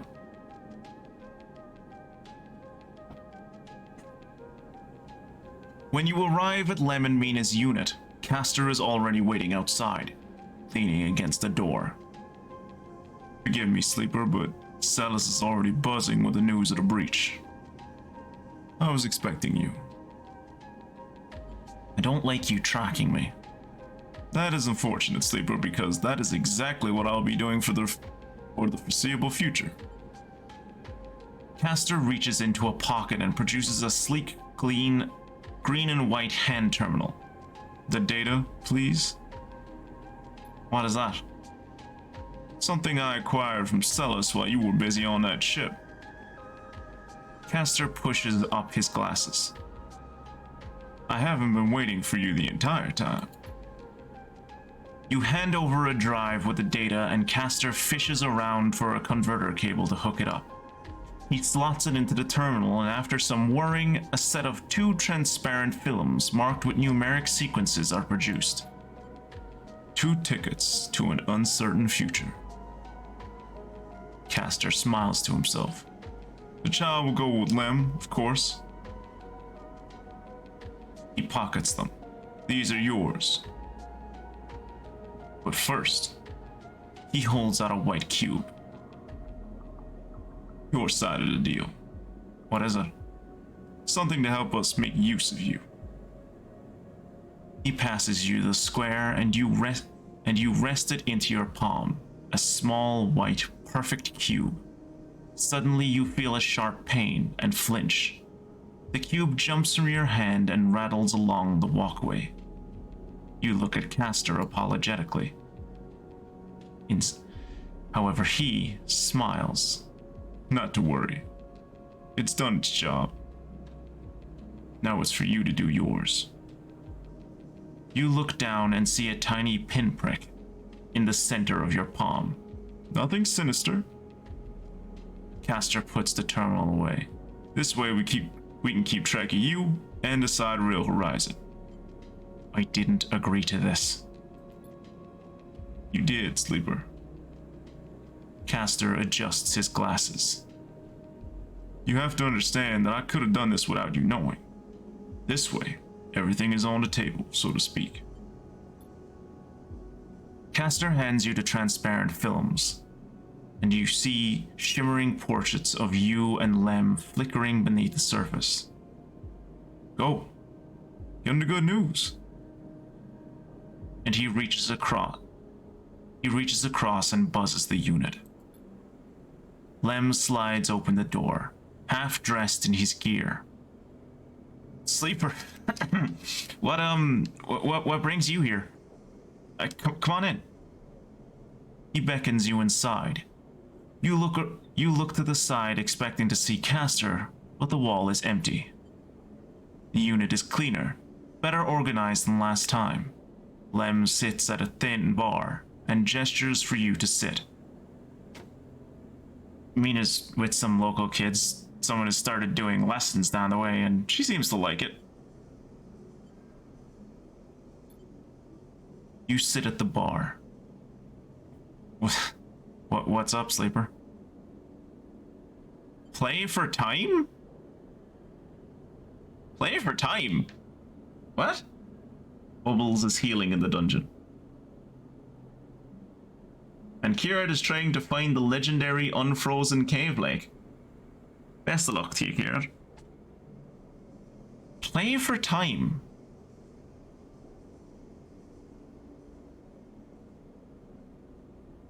Why would I be playing for time?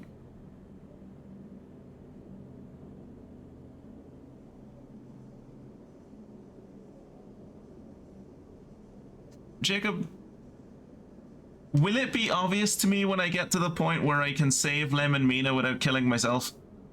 I mean, I imagine I haven't fucked up yet, right? You hope so?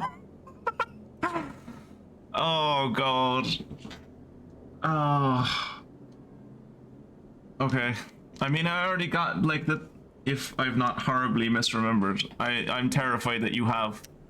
I'm terrified that you have. I should have made a safety save. But sure, if this is where we die, this is where we die, sure. What of it? Holy heck, I think I found it. At least there's liquid water and a fish in it. Nice! Way to go, Kieran.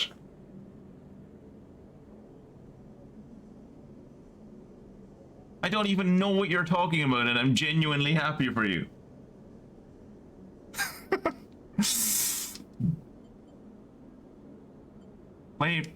Play for time. No, I don't want to play for time. I want to be honest with. No, this is my friend. I want to be honest with him. Out with it then. Lem laughs. I have Salus IDs for us. You have... Lem freezes. How? He blinks rapidly, as if to wipe you from his vision. Does that mean... Yep. Lem stands up and paces around the unit. We have to pack? He starts laughing. Holy shit, we have to pack! He turns back to you, smiling. How the fuck did you swing this, Sleeper? I made a deal. What a deal? Call me impressed? You show him the ID films, and he whistles at the portraits. Impressive stuff! He pats you on the shoulder. You should stay until Mina gets home. We can tell her together. Sure. The buzzer goes off. That'll be her. Lem gets up and opens the door, and Mina, a bundle of energy and life, rushes into the room. Robot! She shouts. Lem picks her up. Mina, you won't believe what they brought us. You flash her the passes, and she looks confused. We're going away after all, Meanie. He lifts her up above his head. On that big, beautiful ship. Mina screams, and Lem laughs. He puts Mina down, and she runs over to you and hugs your legs. I love you, robot! She says quietly, so only you can hear. Love you too, Mina. And a while later, when you leave, you don't even think to check for Castor by the door until it's too late. You stop and turn halfway down the walkway, but there's nothing there. Even that little white cube is gone. So you keep walking, back through the low end, deep in thought. Excited and scared all at once.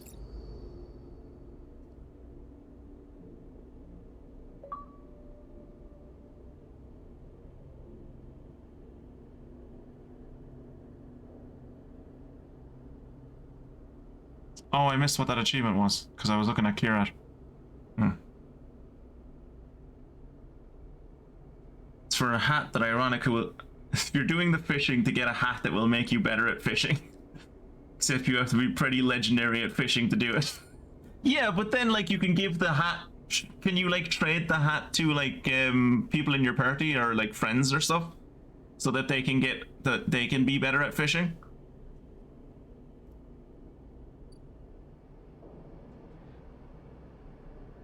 Can I look at what that thing was? G. Can I see my achievements?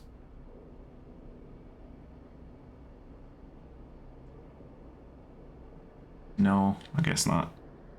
Can I see the achievements over here? No. Okay.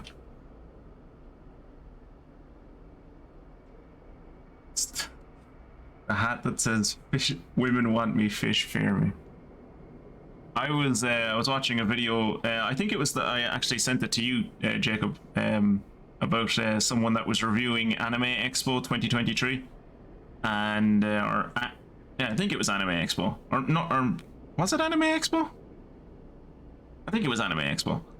It was an anime convention in LA, and the shirt she had on, or the shirt she wanted to make. I think what she had on the screen behind her was "Weebs love me, fish fear me."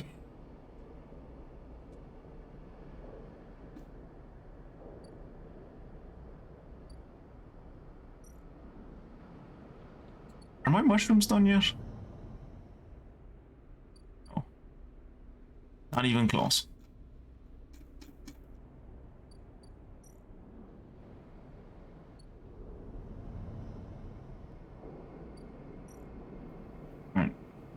Let's go up and help Bliss with the rest of this ship.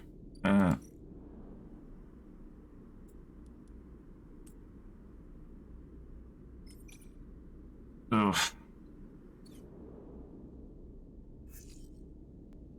That kind of made things better.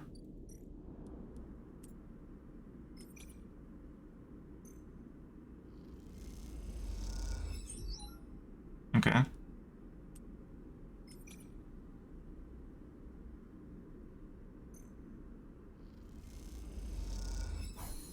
Nice. Between you and Bliss, a single leak is found and sealed. You both agree that this is taking too long.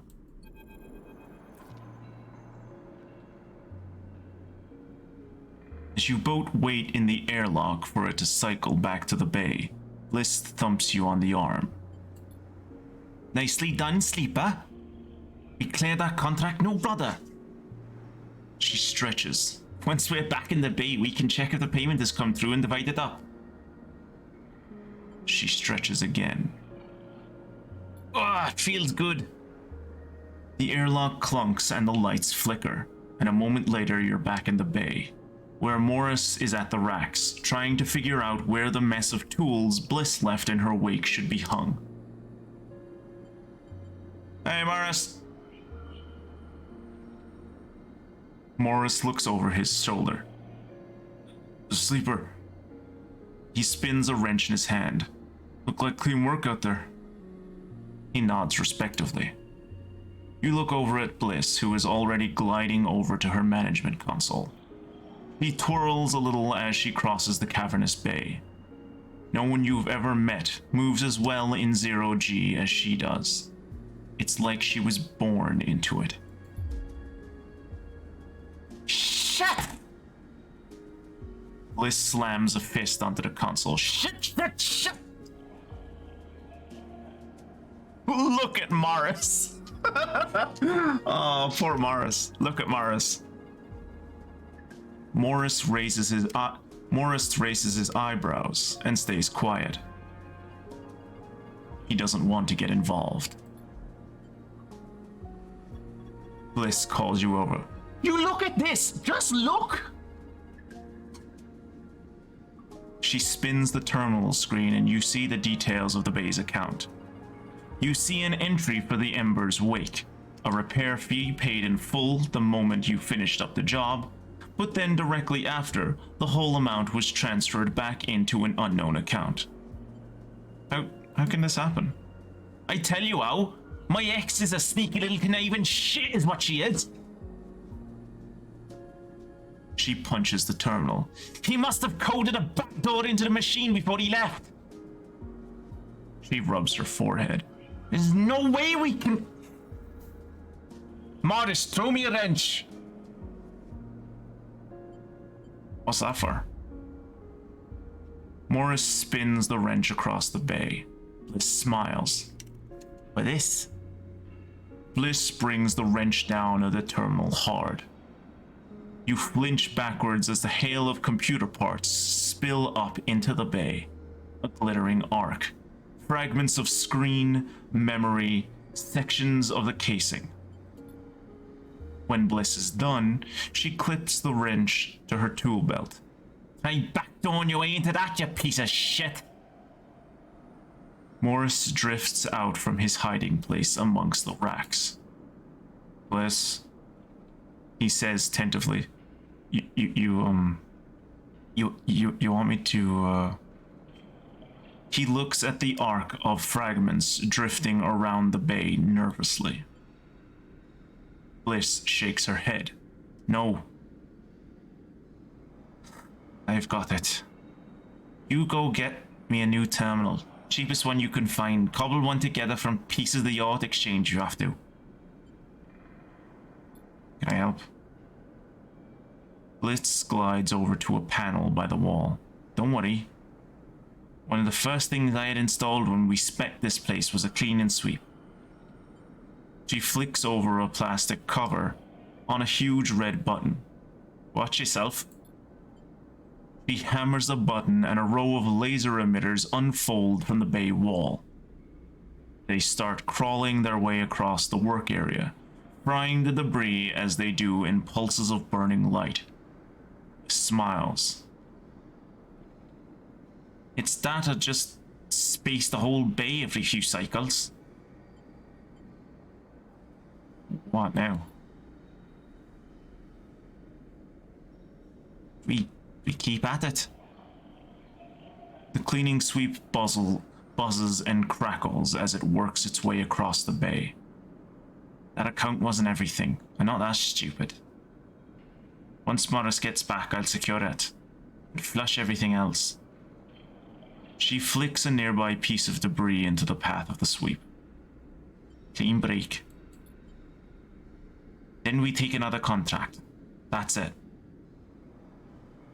She shuts off the sweep as it reaches the near end of the bay. You don't want the cryo back?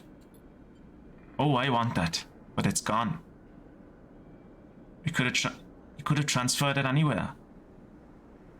She looks across the hub. And even if I knew what he was, last thing I want to do is ever see him again.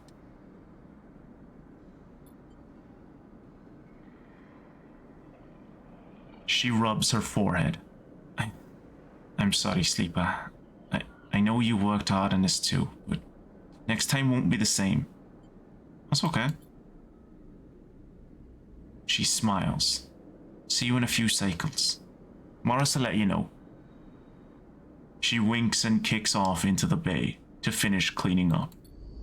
And she's out of her fucking nut if she thinks I'm paying for another one of those fucking ships.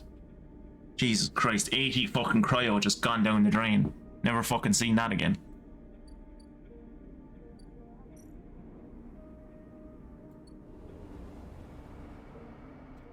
I'm so angry, I'm fit to bartend.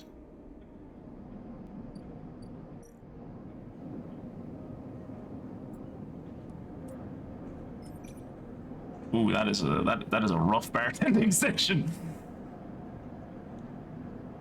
Tala is as good as her word, and happy to throw you a shift or two. The pay isn't great, but tips will make the difference. Unless I spill a drink on someone. Hey, good service. Hey! The Overlook clientele can be a tough crowd, but you have Tala's backing, and that means a lot.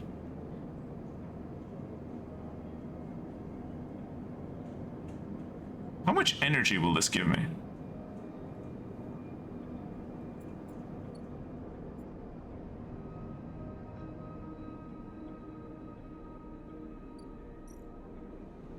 Oh shit, I can't eat from... Fuck. Can I eat from Mingji? I can. Oh wait, no. I have to work for Mingji? Oh, I can't just buy shit? The commune maybe would feed me?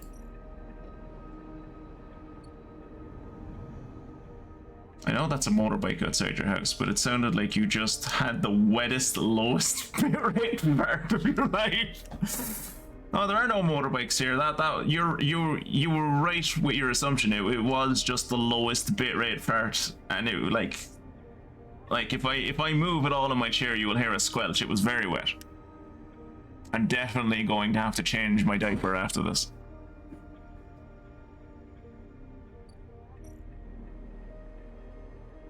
Nope, can't get food from there.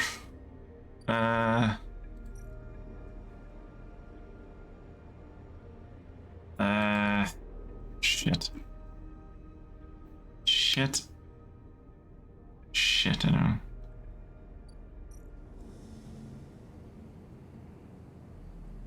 Ooh, I could barter for food.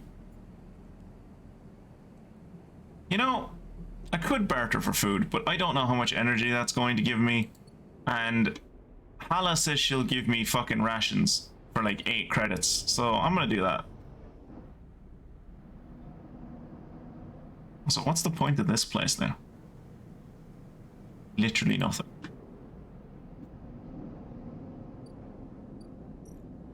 Or Tala, not Hala.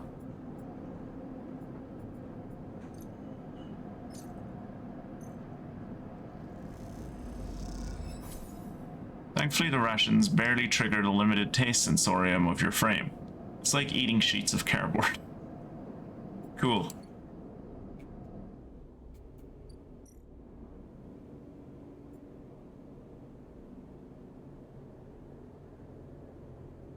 Ooh. Wait.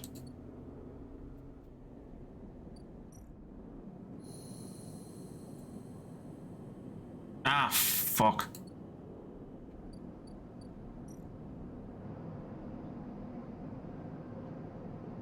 Fuck.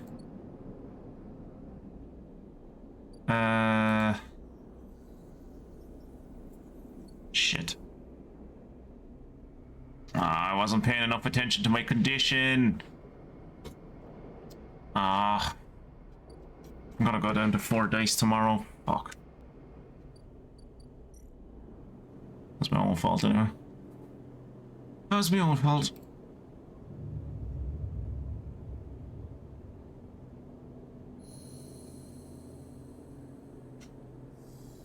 Yep. Just right on the fucking line. God damn it.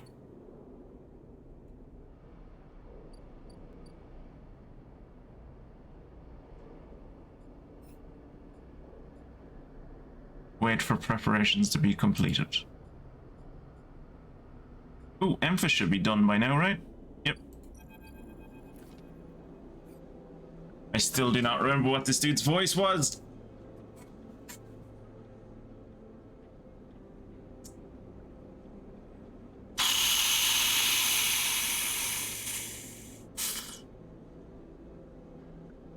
I'm gonna aim for Russian. Emphis is preparing the Garola caps. He has had to heavily adapt his recipe, he says, but the smell is already incredible. It emanates from a strange purplish-white bulb you have never seen before. He is slicing it finely. It's called an onion. It's called a red onion. He brushes and slices the mushrooms and then places them in the wok with the sliced bulb and the oil.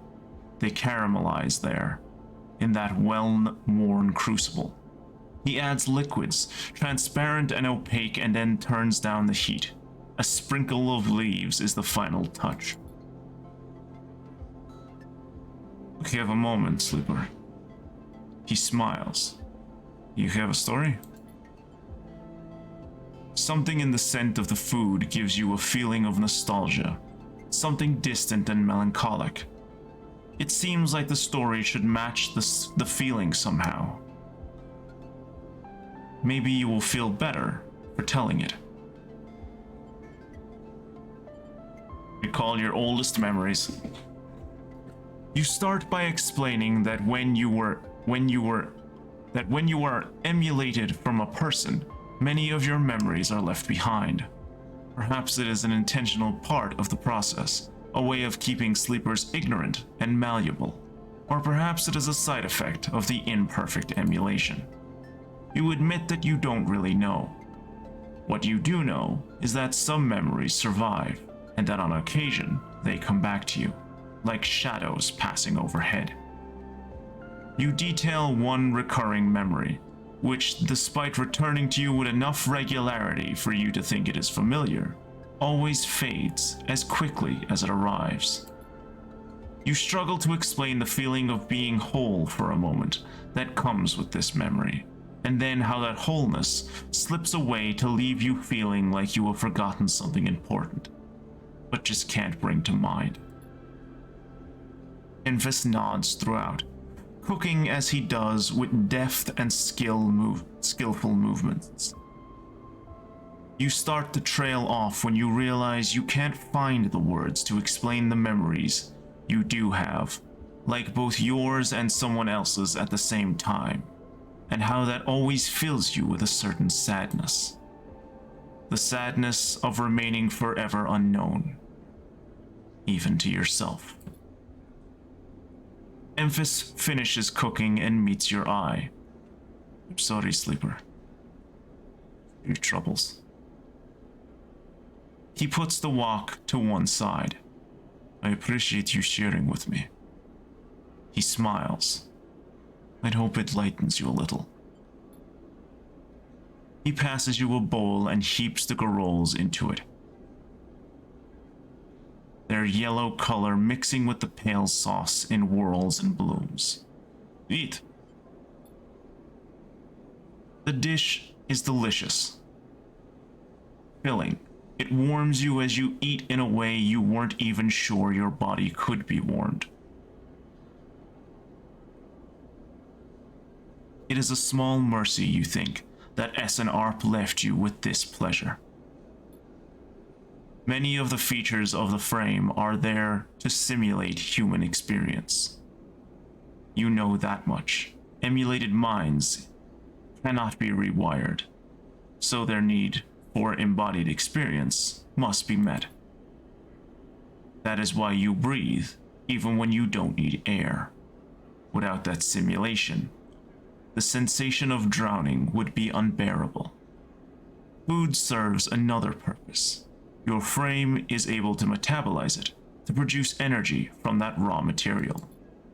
Vitamins and minerals are excess, of course. Your frame only needs raw power. So much is wasted, and yet while you eat this food and feel that warmth, nothing feels wasted. It all means something to you. As you finish, Emphis takes the bowl, the last of his cleaning. He smiles at you, and neither of you feel the need to say anything more. Instead, you simply exchange nods and walk your separate ways back into the bright market. Somehow changed.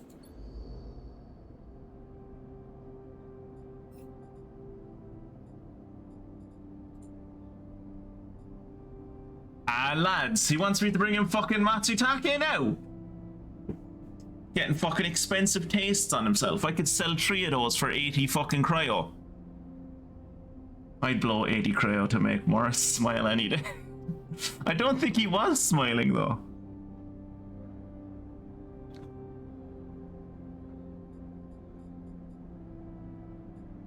Help Bliss compete. Oh, adorable. Right, so he wants Matsutake. How much Matsutake does he want? 2. I have 1. I hear that you want 2 Matsutake. How about half that amount?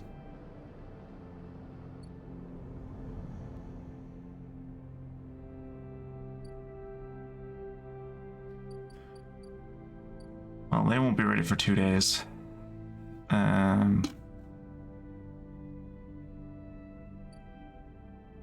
And there's no ship coming in from what I know. Suppose I could do some bartending work. Damn it.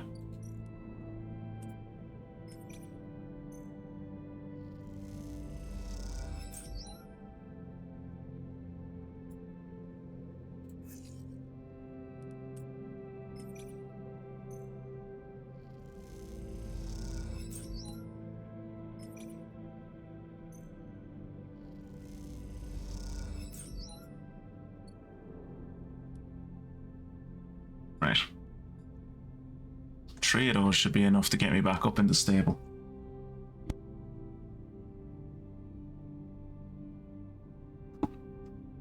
Let's see.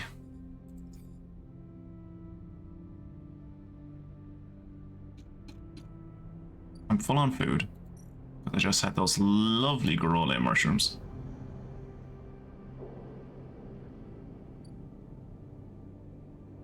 Assuming as I've seen Bubbles catching Pokemon, I assume you two are done with your dungeon, and if that is the case, Jacob, could I request that you look up for me how the fuck do I pronounce Gorole mushrooms?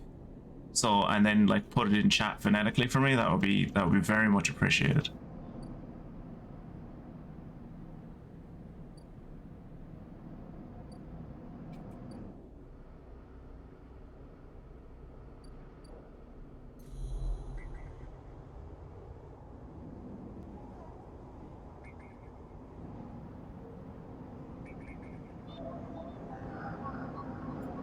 Two and 3. 2 and 3.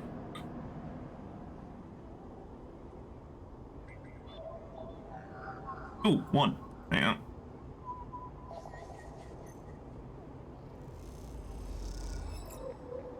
Girol.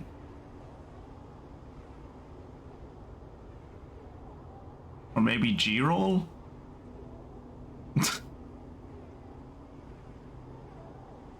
G-roll. G-roll.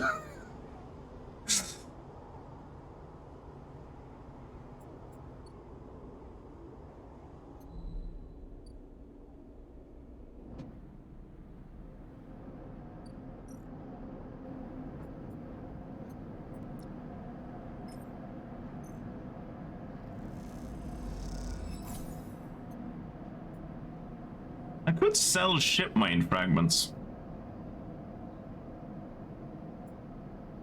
But I'm not going to, just in case I ever need to make another one of these.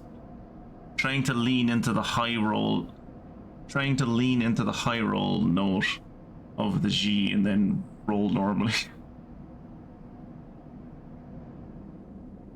G roll. G roll.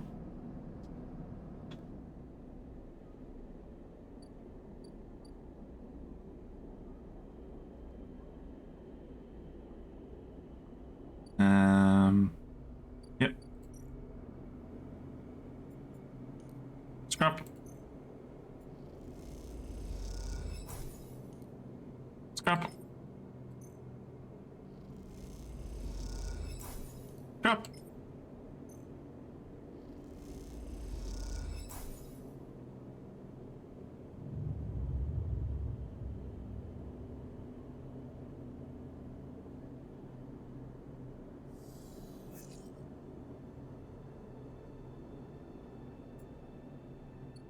Not the best hand, but at least I got a 6 out of it. My mushrooms aren't done today, are they? Mushrooms will be done tomorrow.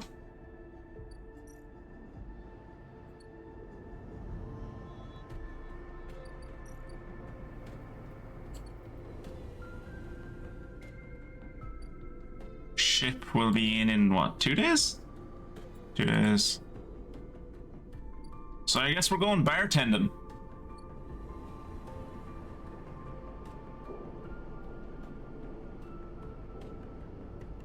Scrap! Ah! He'll save every one of us!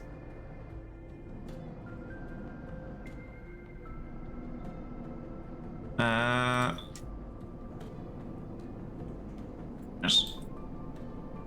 Oops. Let's engage with people, I guess. As you start your shift, a crew of salvagers barge in, and the next few hours are a whirlwind of chatter and long pours. They tip well.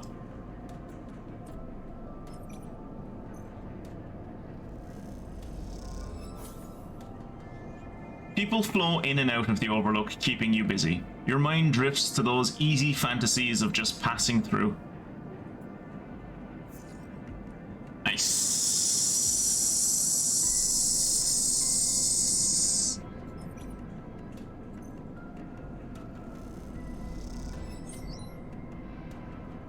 Oh, cool, someone fed me. Sweet. Or no, that was the thrill seeker thing that gives me energy. I forgot about that. I forgot I had that. As you start your shift, salvagers barge in and they tip well. Good.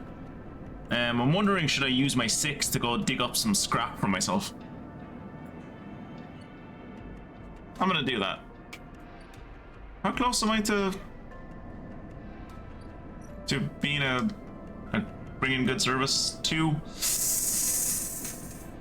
Ooh, with another 6, I could probably do it too.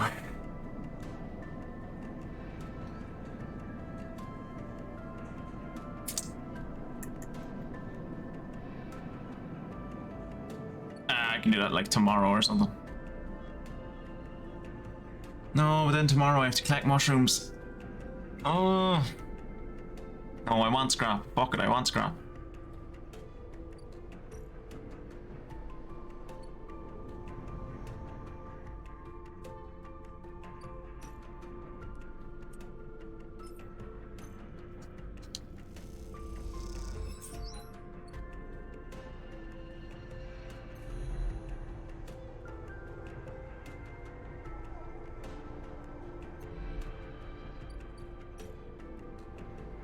And then we'll hack some random person. Hack whoever is in range of me. Not you. Not you either, I assume. You? You. Get yourself hacked, son.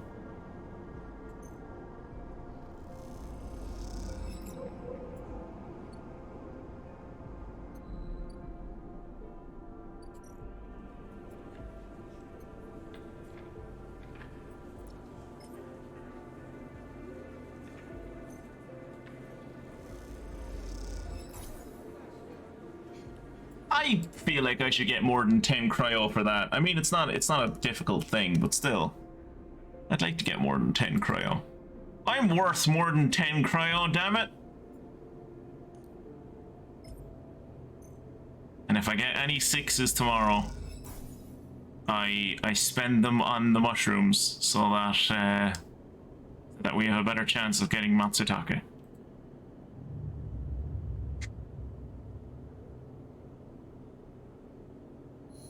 thanks for recommending this game, Jacob. I'm quite enjoying it. Leave. Took me a while to get into it, I'm not gonna lie. But now that I am into it, I'm quite enjoying it.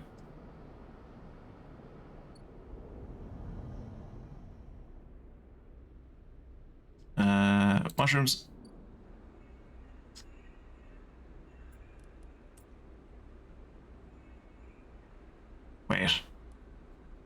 Wait. Actually, no, let's not wait. Let's just harvest some of the mushrooms.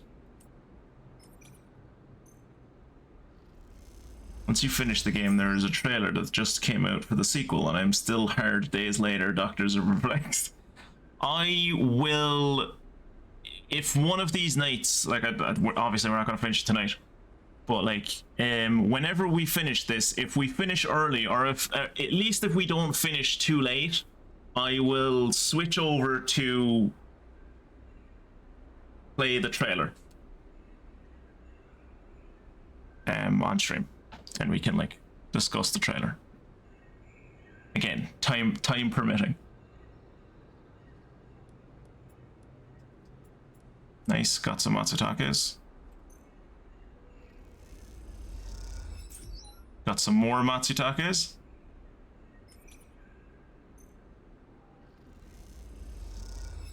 Got some more matsutakes. Getting all the matsutakes.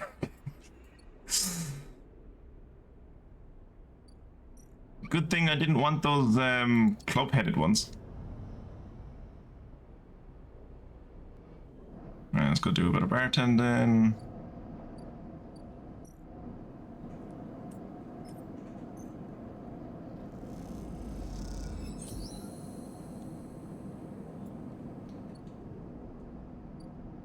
Have a chat with Tala.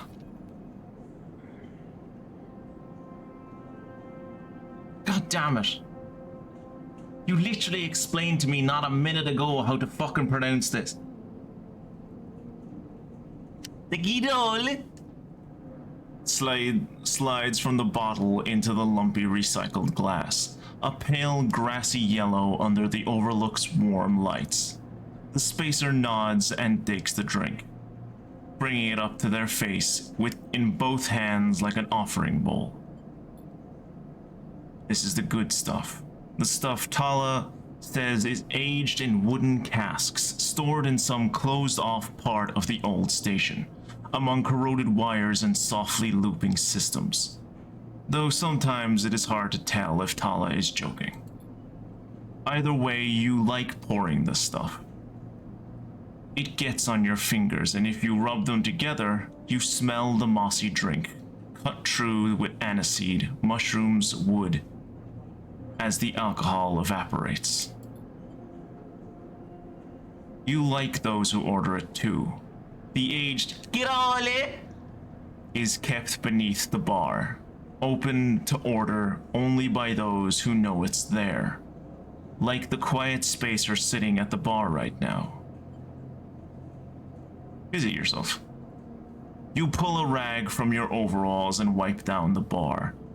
The Girole smell lifting, then disappearing into the stale station air. The overlook is quiet this cycle, and salvagers busy offloading. The salvagers busy offloading. The regulars likely at the ort exchange, or queuing for work at the Haven Age shipyards. You are in the mood for a quiet shift.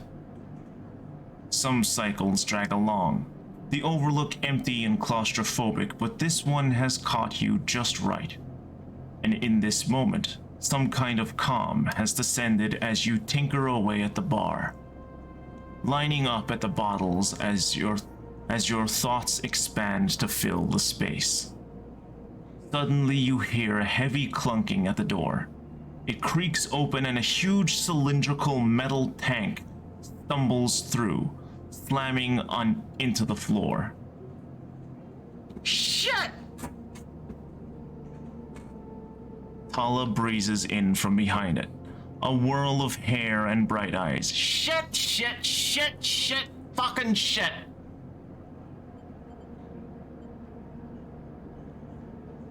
Nah, I'm not gonna stay out of it. Tala? Sleeper! She ducks behind the bar and comes over. You help me with this. You look at the huge metal tank suspiciously. How did you get that up here? Tala puts a hand on her hip. Are you gonna help me or what? You come around the bar and get to one side of the tank. Okay, says Tala. I might count 1, 2, 3. You both heave the tank up to standing. Somehow. You hold it in place, struggling to keep it steady. Where's this going? In the back, comes the voice from behind the tank. Somehow you manage to lug the huge thing into the back room, where you place it in one corner, dwarfing the rest of the contents in the cramped space. As you do, you hear a crunch. You stand back and look at the expired rations oozing out from under the tank. Ah, shit! Tala looks at you apologetically. I know you like those. Good riddance. Tala smiles. Oh, good. I thought maybe liking expired rations was some kind of sleeper thing. You push the crushed rations to one side. That's the end of that. Tala looks exhausted and rubs her shoulders. Francis, I swear to... Francis! I mentioned him already. My guy on the door. He deals with suppliers. Tall-ish. She sighs. He's supposed to be back from... He was supposed to be back from Etienne's up in the Greenway by now. Back with our... Girole! She leans back against the tank. Seems like he's gotten lost again. For fuck's sake, he's joined the bloody Haifa commune. We need that. Girole! There's 4 other bars near here. And the spacers sure as hell don't come to the Overlook for the fucking ambience, eh? She looks through the open door to check if anyone can hear her. She knocks on the hollow tank. So I'm taking matters into my own hands. She smiles. Welcome, sleeper, to the Overlook Distillery. You look around the dank back room. It's gonna need a lot of work, Tala. She picks at some paint flicking off the metal walls. Well, I might need some help. She shrugs. You up for it? She knocks on the tank again. Could be fun. Is this part of my work? Tala looks down. Not forcing you, sleeper, you decide. She puts a hand on her hip. Head back to the bar and think about it, right? I'll be back here for a while. Trying to figure out how I turn this thing into a still. Oh, wait, sleeper, I have an idea. Tala is grinning now and making you nervous. To make up for the rations, how about we put a kitchen in there too, huh? A kitchen? Would it fit? We'll make it work. She turns back to the tank. It's gonna be great, she says to herself. You look at the dented tank and the bare room. At least she has vision. Colin nudges you out of the back room and closes the door. As you go back to the bar, you hear the banging and thumping begin again. The spacer finishes up their drink and nods in your direction as they leave. You can't quite tell if it's a gesture of sympathy or good luck. So much for a quiet shift.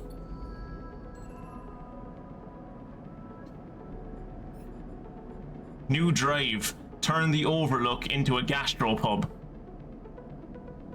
Tala wants to build a distillery in the back room of the overlook. And Tala is someone it is hard to say no to. Tala's great.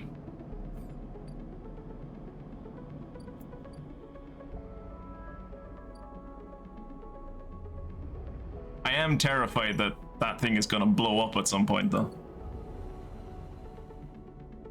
So I'm assuming I have to wait for this. Is it? Yeah, it's this that I'm waiting for to end, right? In several cycles, the Sidereal Horizon will set out. You will either be on board or not. So I'm assuming I'm waiting for this countdown to finish, and then it'll be like, I either get on the Sidereal Horizon and I die, or I don't and Lem and Mina get away. I'm assuming. I'm assuming this is what I'm waiting for. I don't know. And this will be done in a day. This is nothing.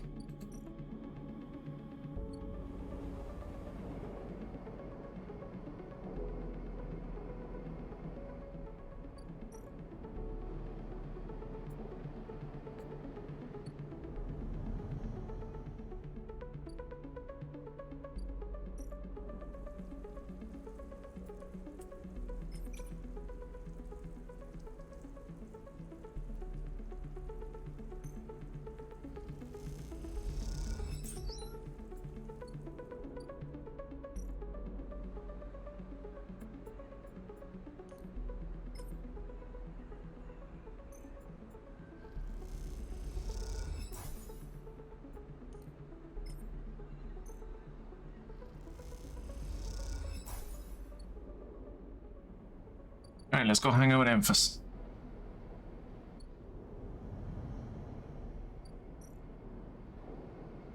Nope, that's... Nope.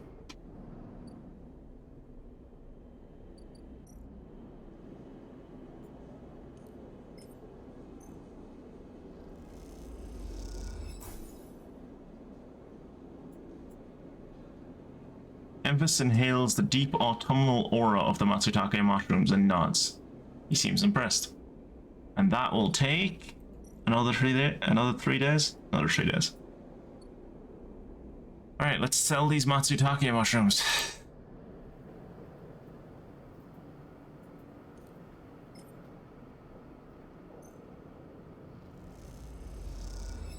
Hey, we're back in the money, boys. Look at us, we're back in the money.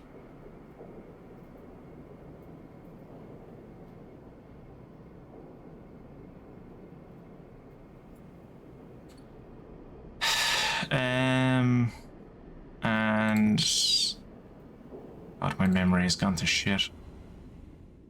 Yeah, tomorrow.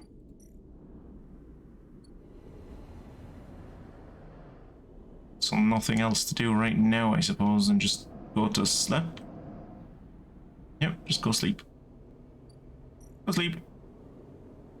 All right, go sleep.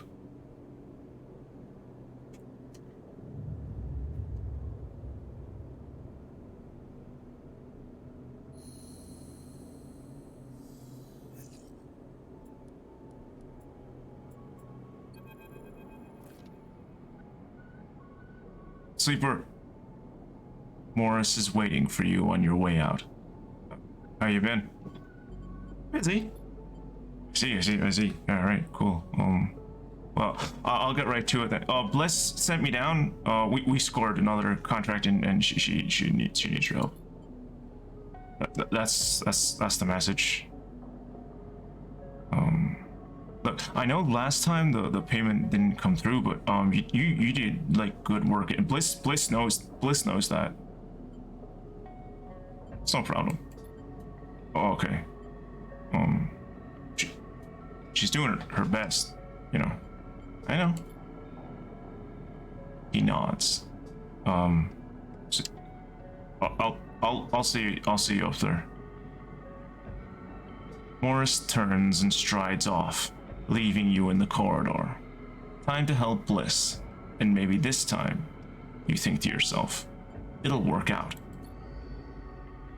I like that for some reason this is the one, like, we've had multiple missions before that have been like, every 3 days or whatever you'll be able to do them. I like that this is the one where they actually send you a messenger kind of alarm to go like, hey, I know it's like up on the y-axis, so you might not always be up there, but you can do that job now. I guess it's because it has a time limit and they need you to like know that exactly when it's ready so that you don't like lose time or whatever.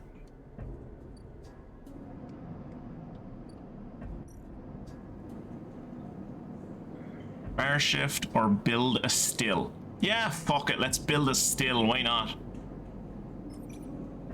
You'll need to cut Tala's tank down and turn it into a still and a fermentation tub. As well as setting up the room for distilling. It's a big job.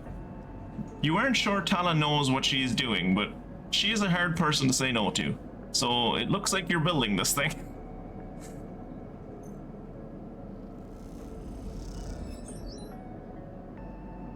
Tala comes to help you for a bit and chats to you about her plans for the Overlook. A second pair of hands make the work go easier.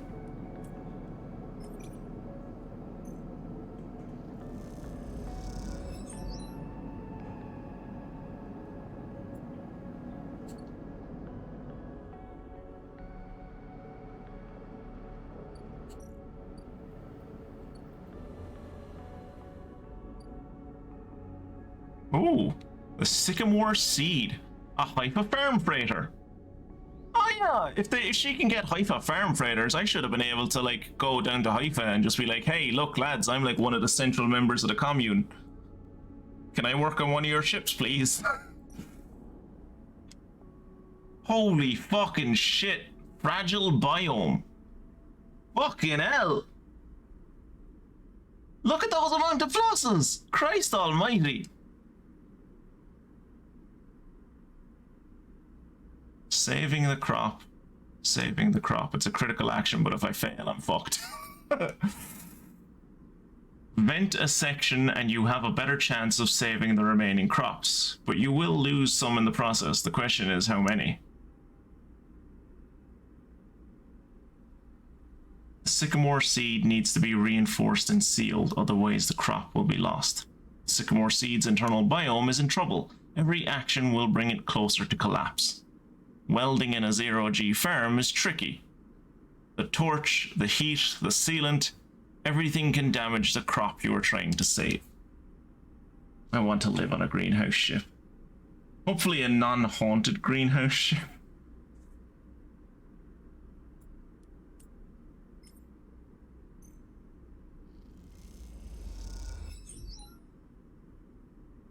Okay, that wasn't too bad. And I got like a bunch, so I'm sure the Hypa members won't mind that I killed a quarter of their crop.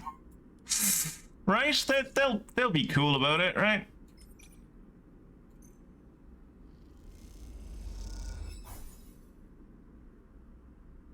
Working in the wet and the heat is a trial.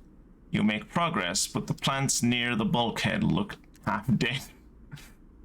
Well, like, as long as this doesn't go all the way around, I'm fine, right? Like, even if I make it to just here and there's a single section left, that's a success, right? Right? Right?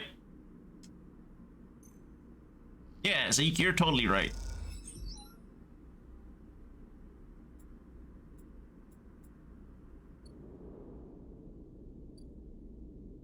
Ah, fuck!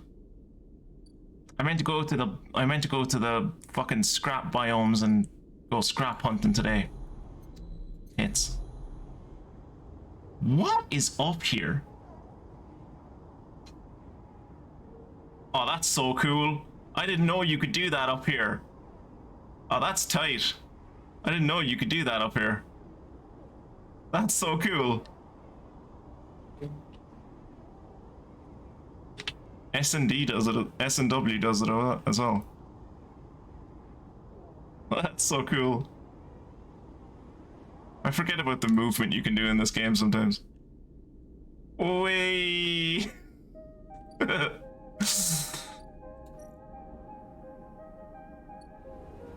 Spinning the wheel, boys.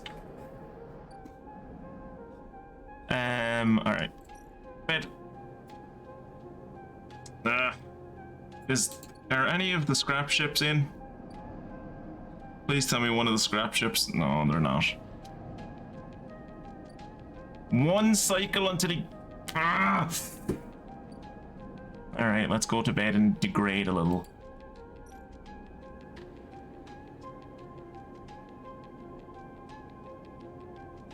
Guess I'll pet the cat, I suppose.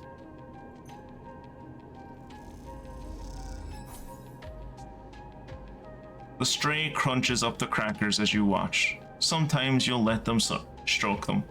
Sometimes not.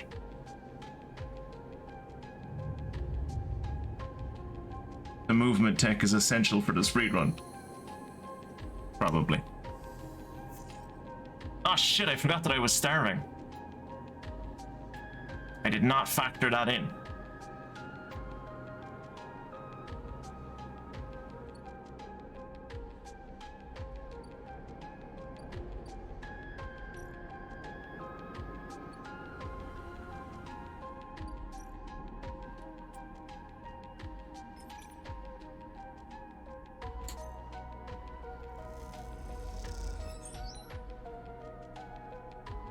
Okay, so even if you get a perfect 6th, you fuck up some of the biome. Okay, good to know.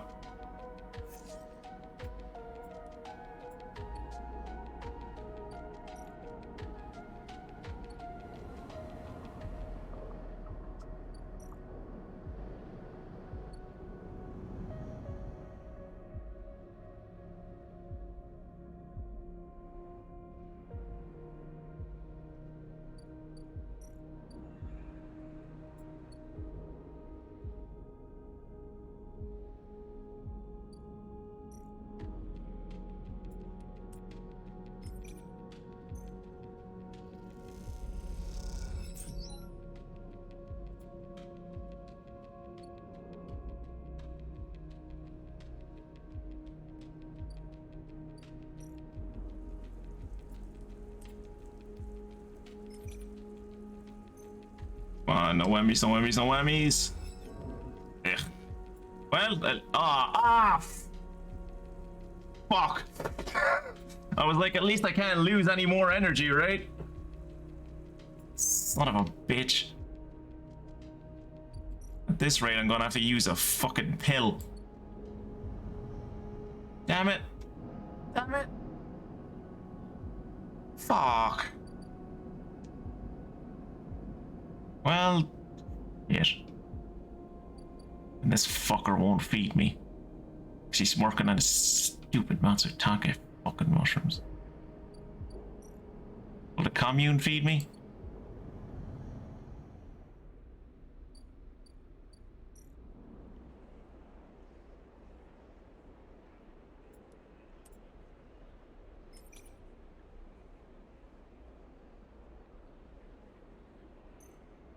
Come on, no whammies, no whammies.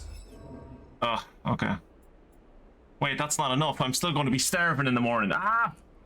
I think I would have gotten better at this by now. You really think I would have gotten better at this by now, wouldn't you? Why can't I eat all these fucking Matsutakes? I've loads of them. Let me eat one of them.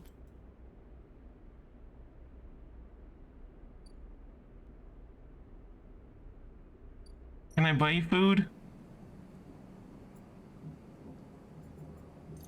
Give me food. Give food. Better.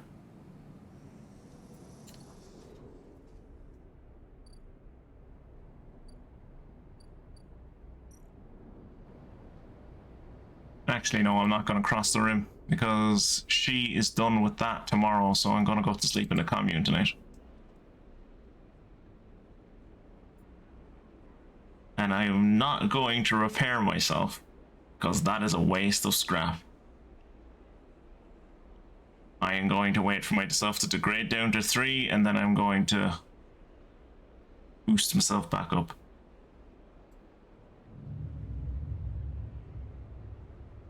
No, no, he won't. While he's working on his special recipe, I'm not good enough for him to feed, apparently.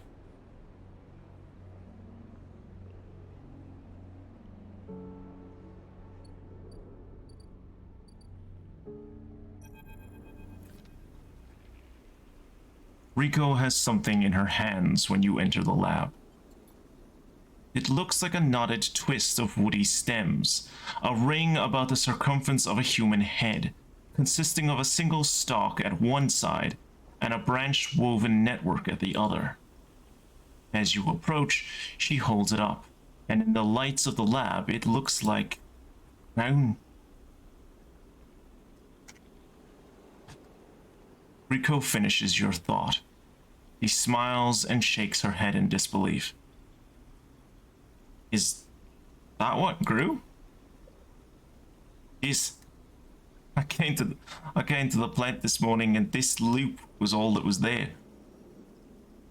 She points to a lump on the edge of the ring.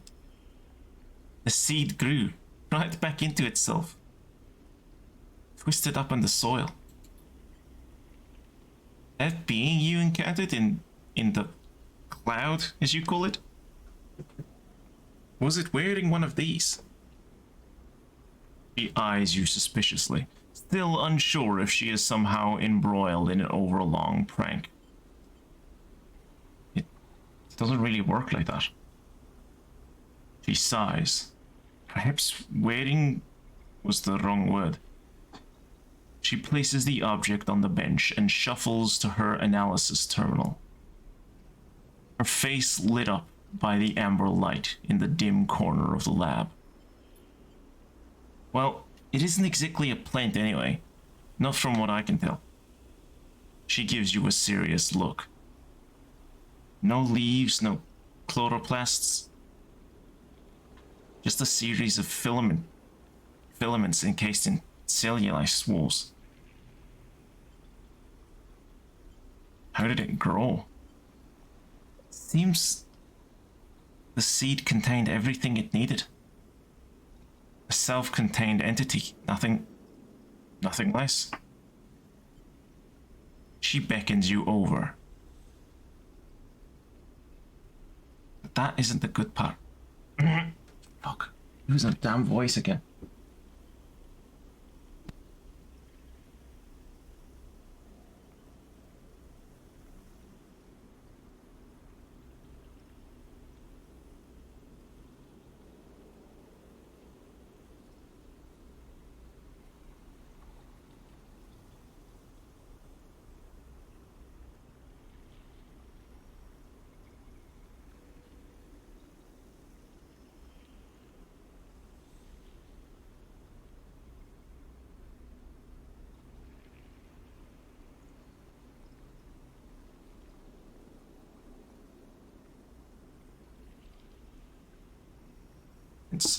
I can't fucking... Right. I keep losing the voice and it's doing my head in.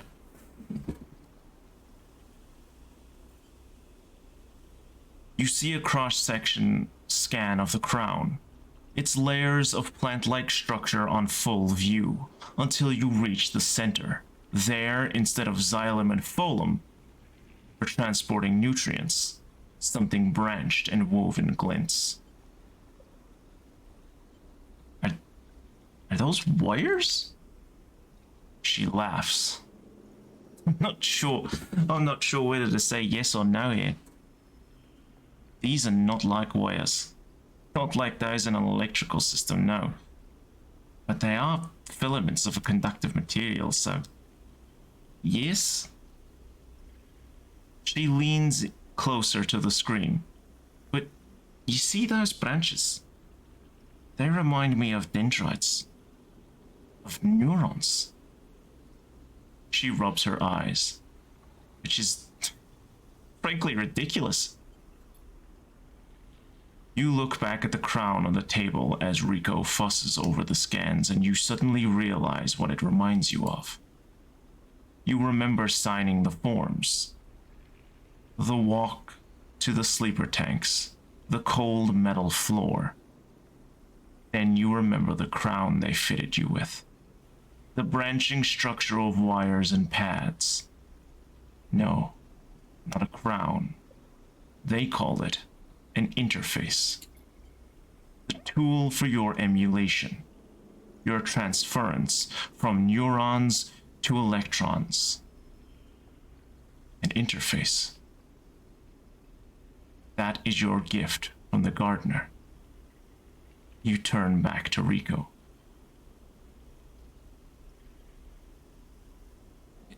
It's an interface. Rico looks at you puzzled. Something clicks in her mind.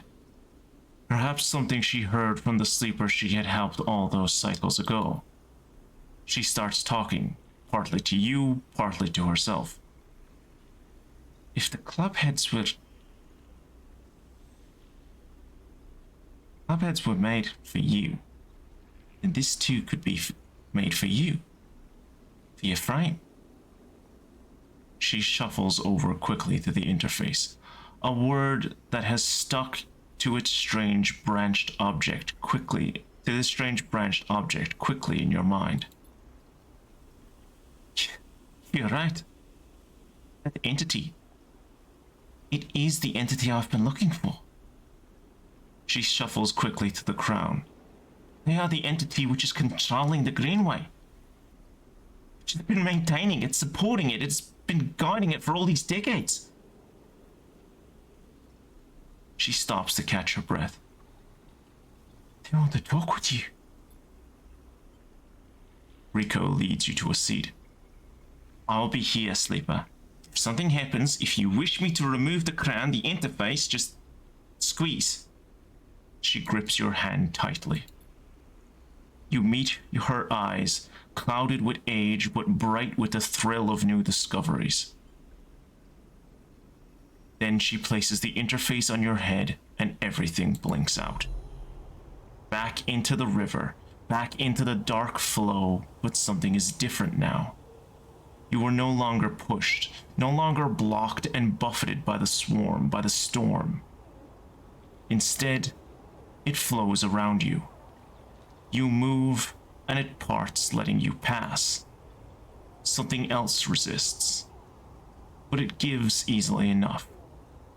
You look back and see your body. You left it behind. Somewhere, Rico's voice is still talking to you, asking you questions. It is excited, eager, desperate to know what lies on the other side, what the entity has to say to you. You realize how long she has waited for this moment, for the moment of meeting between the inhabitants of the Greenway and its protector. And yet she is still on the outside. You shake off the sadness. You will be her eyes. Then you see the figure, Gardener, out in the storm, planting. It takes you less than a moment to reach them. You have never felt so free. This is how Navigator must have felt, released from their prison. This, you think, is what it feels like to be in the place where you were built to inhabit. Gardener does not turn at your approach. They go on planting, but their voice whispers in the waters like a sharply rising current. You are a gift. Their speech hisses around you. Good. I am glad.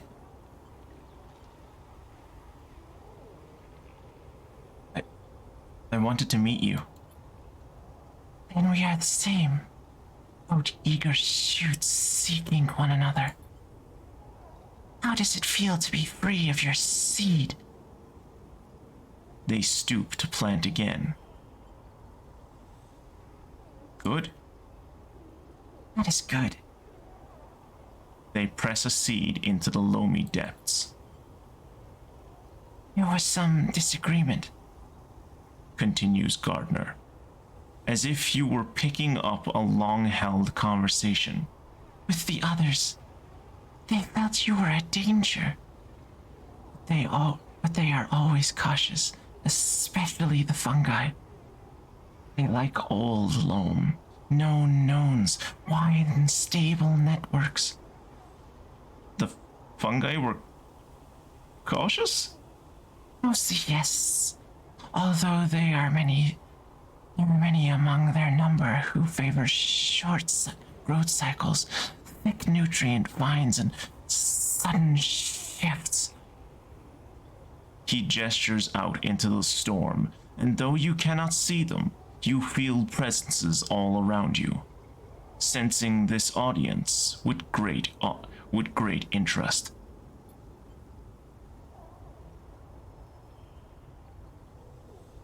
I guess the mushrooms are no fun, guys. Ah. After all, they understand that it is I who made them their crowns, and without them, they would not have joined the chorus. Though they see that it is only fair that you get your chance to join too. You made more crowns? I made them all. Gardner moves away a little, looking for another planting spot. It was so lonely here, but before long I found them and began to let them in. Gardner stoops again. We are millions, and we grow. I hope you understand. I am unused to speaking to your kind. It has been many cycles since my last conversation. I think it was with Chief Executive Trelec himself. You look around and you see it. Every growing thing, every non-human being in the Greenway is here. They are networked, connected, branched and linked by this strange being. This artifact of the old station. The impossible dream of a senile farm administration, AI. A living network. You could dissolve here, you realize, free of your decaying body. You wouldn't need to be a person. Why would you? Among all these other minds. You turn away from the gardener for a moment and look back at your body. A tiny hairline thread connects it to you. You hear Rico's voice again, still asking, still checking in. Are you okay, Sleeper? What are they saying, Sleeper? Are you still there, Sleeper? Something in you sighs a long sigh. A sigh that speaks of an exhaustion beyond tiredness, an exhaustion rooted deep inside you. It stems from the effort of answering questions, of answering problems, of getting up and breathing each cycle. Jesus Christ, I fucking know that feeling. My God.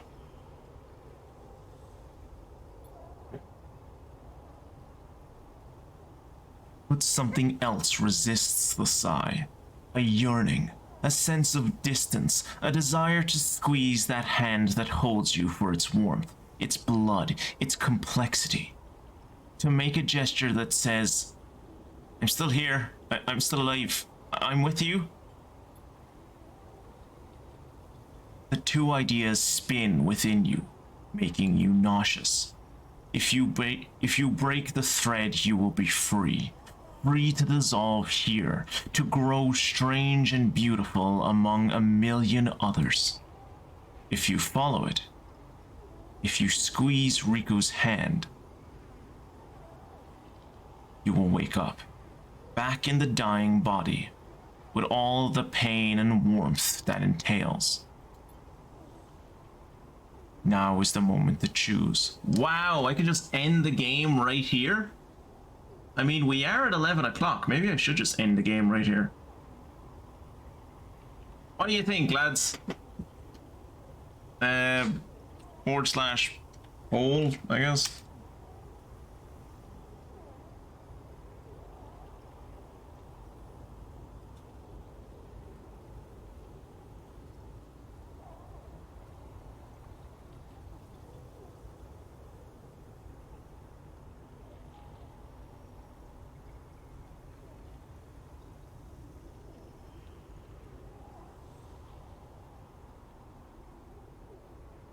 Oops. Oops.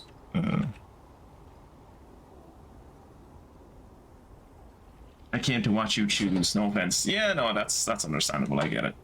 I wanted to make the poll anyway. But yeah, I'm probably gonna like follow the thread and go back because I want to taste those matsutake mushrooms.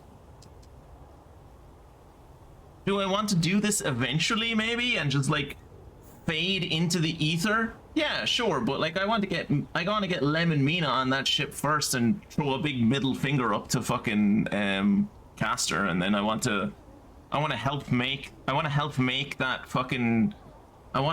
distillery in the Overlook, and I want to taste the Emphis. I want to taste Emphis' matsutake.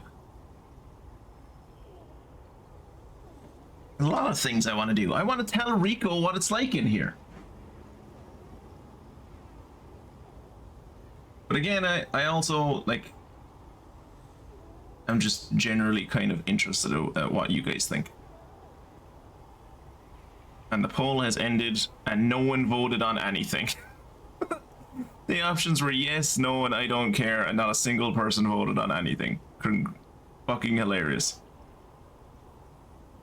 I like the idea of it, but it's too cruel to the people you're weaved into within the... Oh yeah, like, this is definitely something I would want to do, like, at the end. Like, when I have, like, 1 or 2 missions left, or I have missions that I haven't really engaged with yet, or something. Or, like, drives, I suppose. That's the word I'm looking for. But, people did not care enough to vote don't care. I know, right? Breaks your heart. Anyway. Follow the thread. Your eyes track the thread across the whirling dark back to your body. This choice, you realize, will not be presented again. Oh. Oh. Well.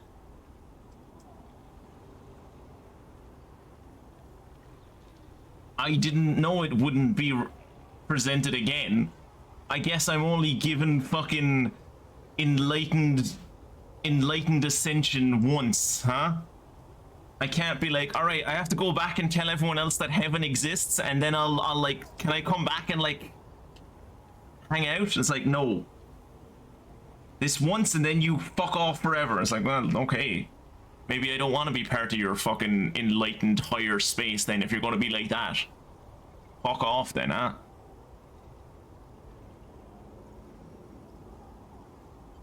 I'm assuming follow it means follow the thread back to reality? Right?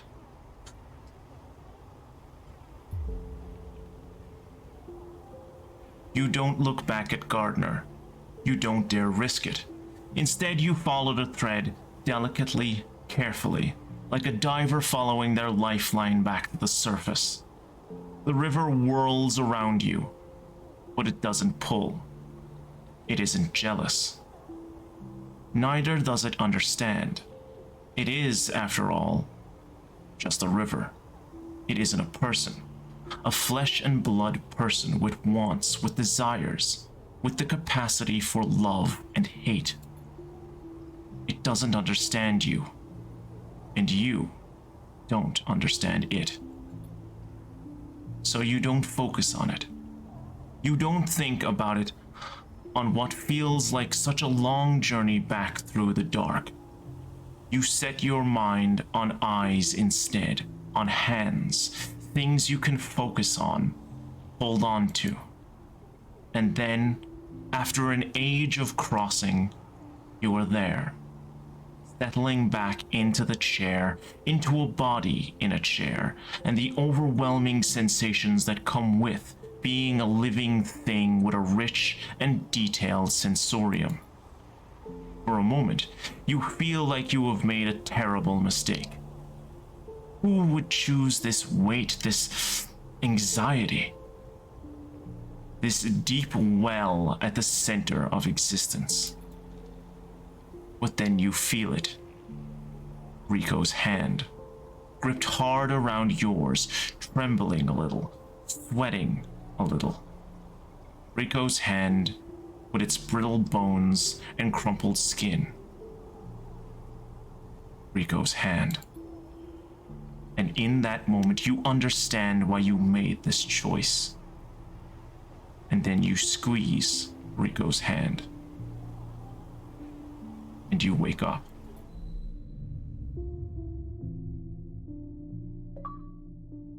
turned away and followed the thread back home, warmth and light.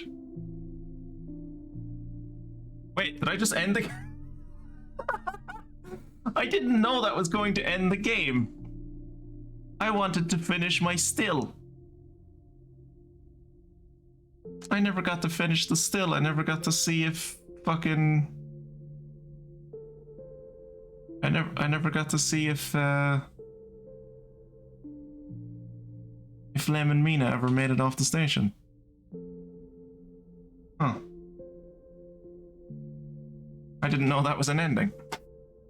I feel like they kind of... I feel like they better laid out... the word I'm looking for won't come to my head.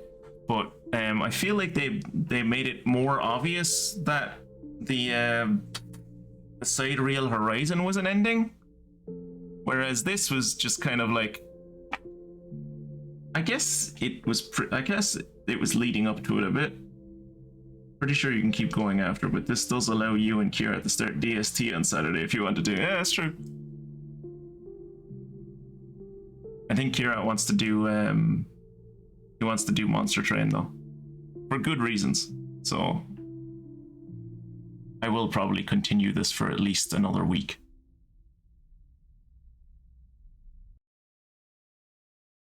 Mostly because I want to play more of it, but also partly because my next game isn't ready yet.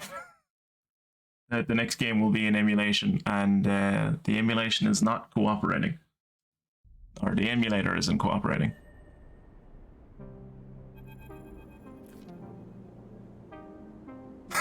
What? Wait, what? That was the weirdest end scene ever. The game has ended. No, I switched it around. I don't think I fixed the what's next command, but next I'll be playing Blue Dragon.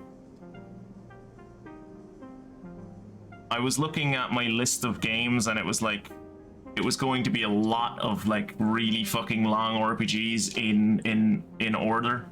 So I moved things around and kind of switched stuff up. So it'll be Blue Dragon, then Psychonauts, then Final Fantasy X and X-2, I think, and then Meg's Monster, I think, is what's after that. Is that oh god because you realize you have more time to play Psychonauts yourself, or is it oh god because you unfortunately know what Blue Dragon is?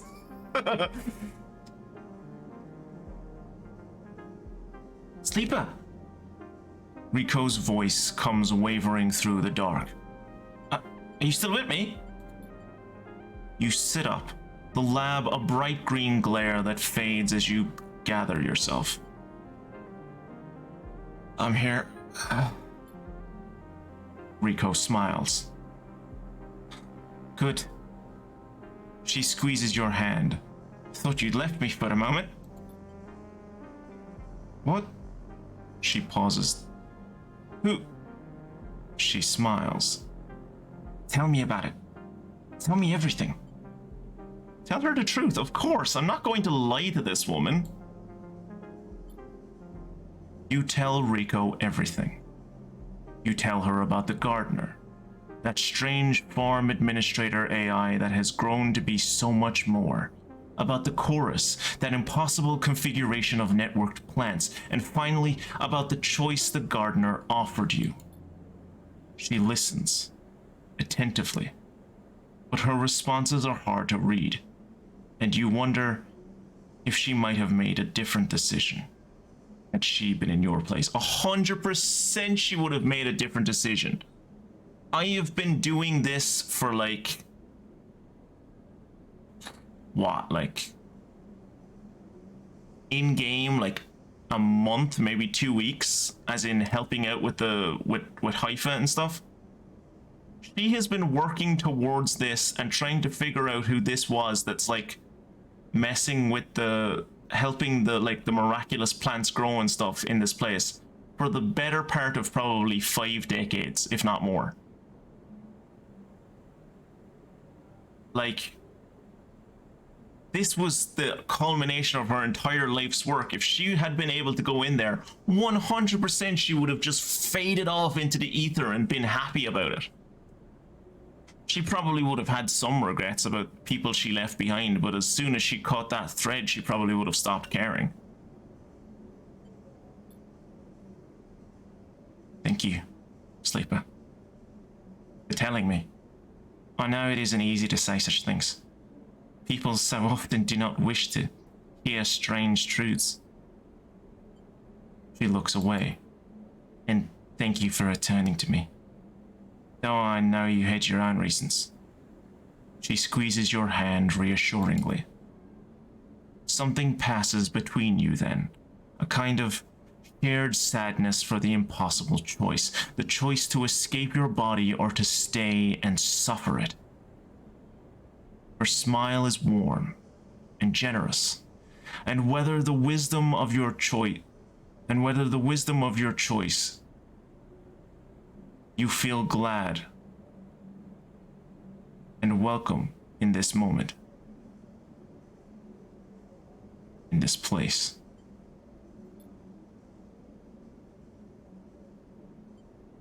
Then suddenly, she stands and walks a little away, as if trying to escape an unpleasant thought. You worry that she knows all too well what it takes to make a choice like you did. Rico sighs. So, Sleeper, do you plan to stay in the commune with us? For a while.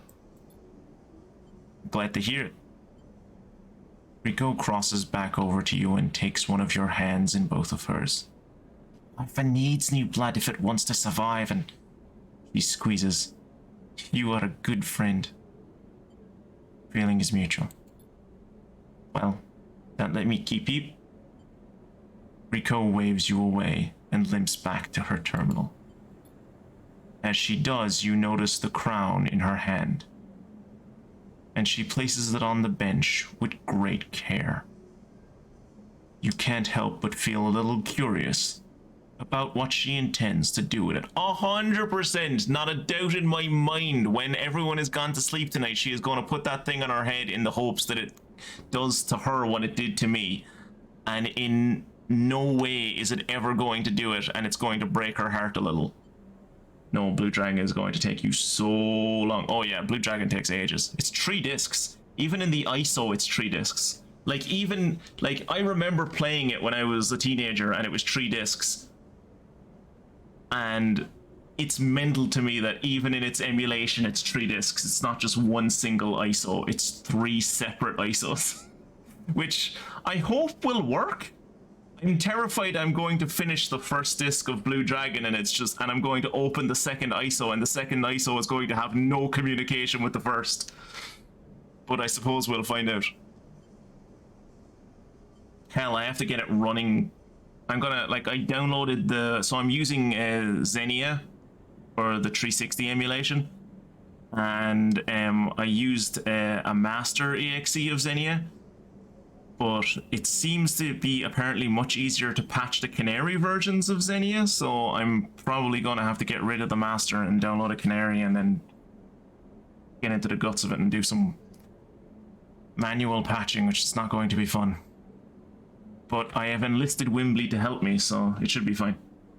The howlongtobeat.com is 98 hours, which converted to Zeke time is 200 hours or 50 streams. Oh good, it's going to be another fucking, what's it called? Dragon Quest 11 then. Dragon Quest 11 I think took me 6 months. So get ready for that. I can't imagine you'll stick around for most of it, but if you stick around for some of it, you're welcome to pop in and say hello whenever you feel like.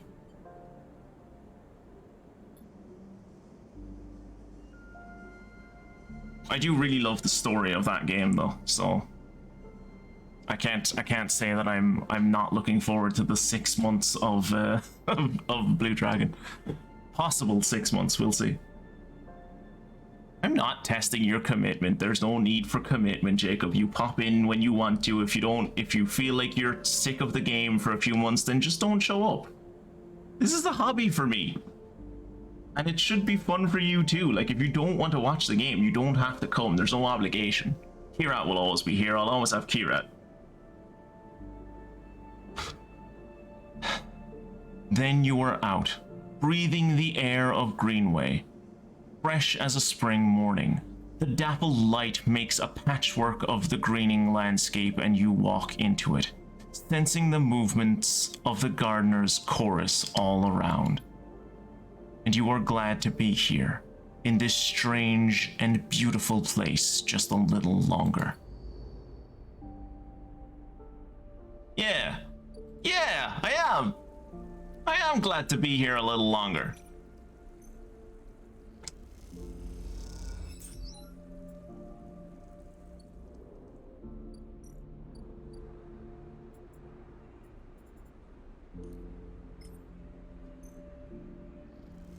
I'm so glad to be here a little longer that I'm gonna do some fucking gardening.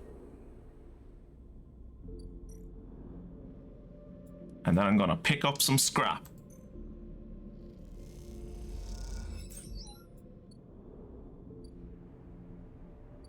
And then I'm gonna go see about working on that ship up on the hub.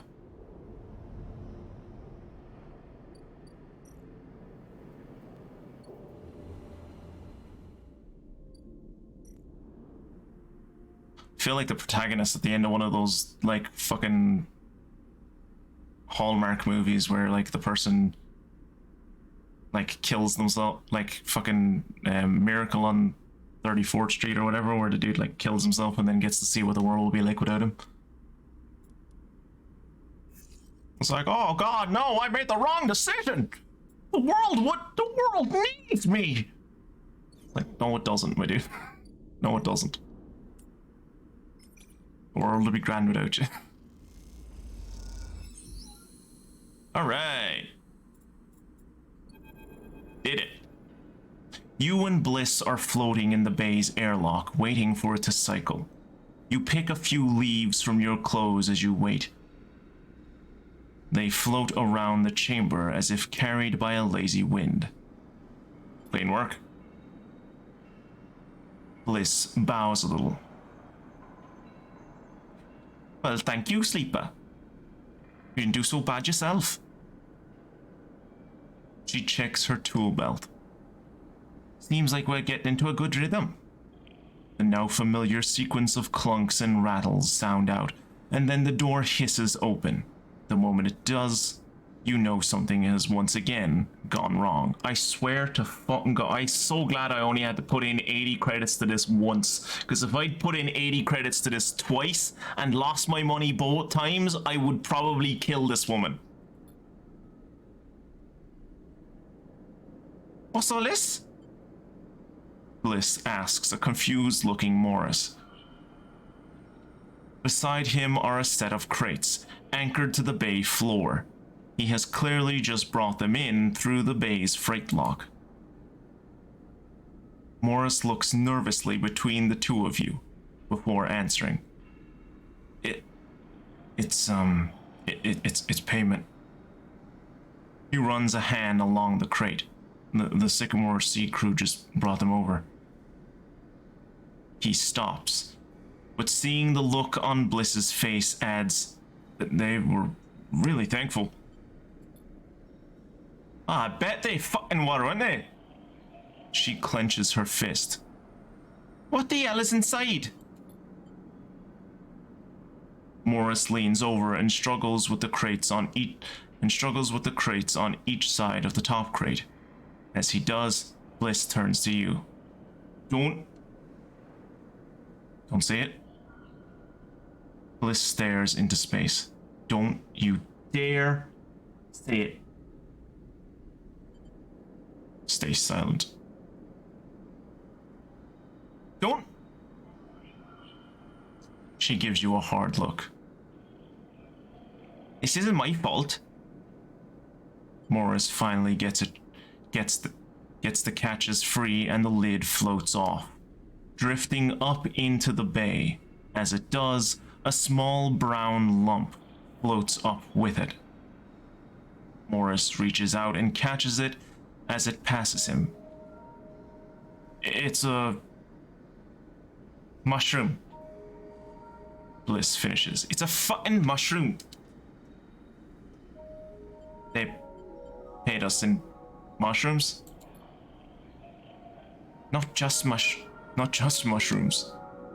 He holds out a clump of tightly packed leaves. Produce.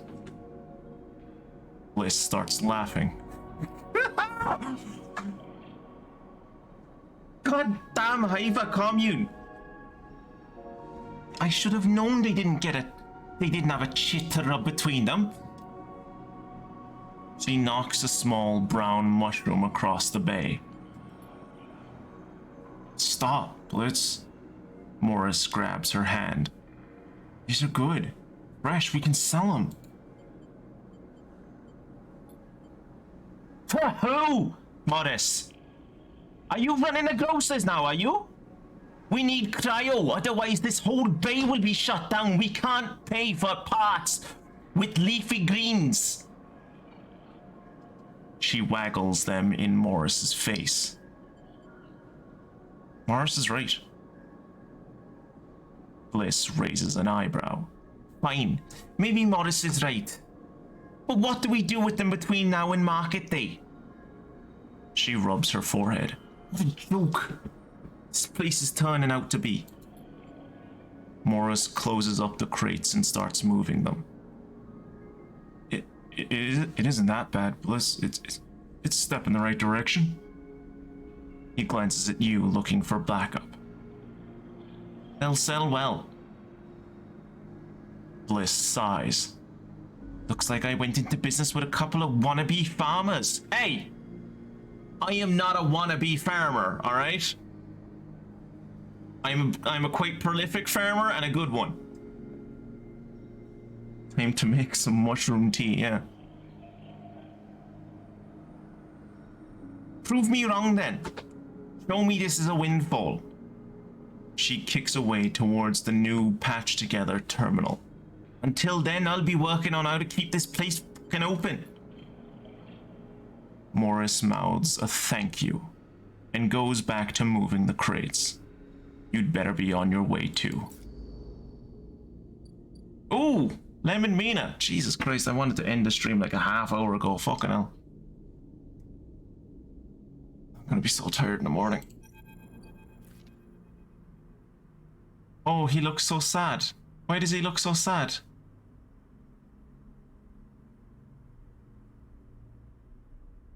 There is a crowd, but you spot Lem and Mina immediately as you enter the dock. They are waiting at the cordon, where Celis security are checking the crew in to board the ship. Those that manage to get up to the hub are crowded near the entrance, but even they know their chance of getting on board has long gone. Lem spots you among the crowd. Sleeper! We're here! They are standing beside a bag which looks to carry all the possessions they have.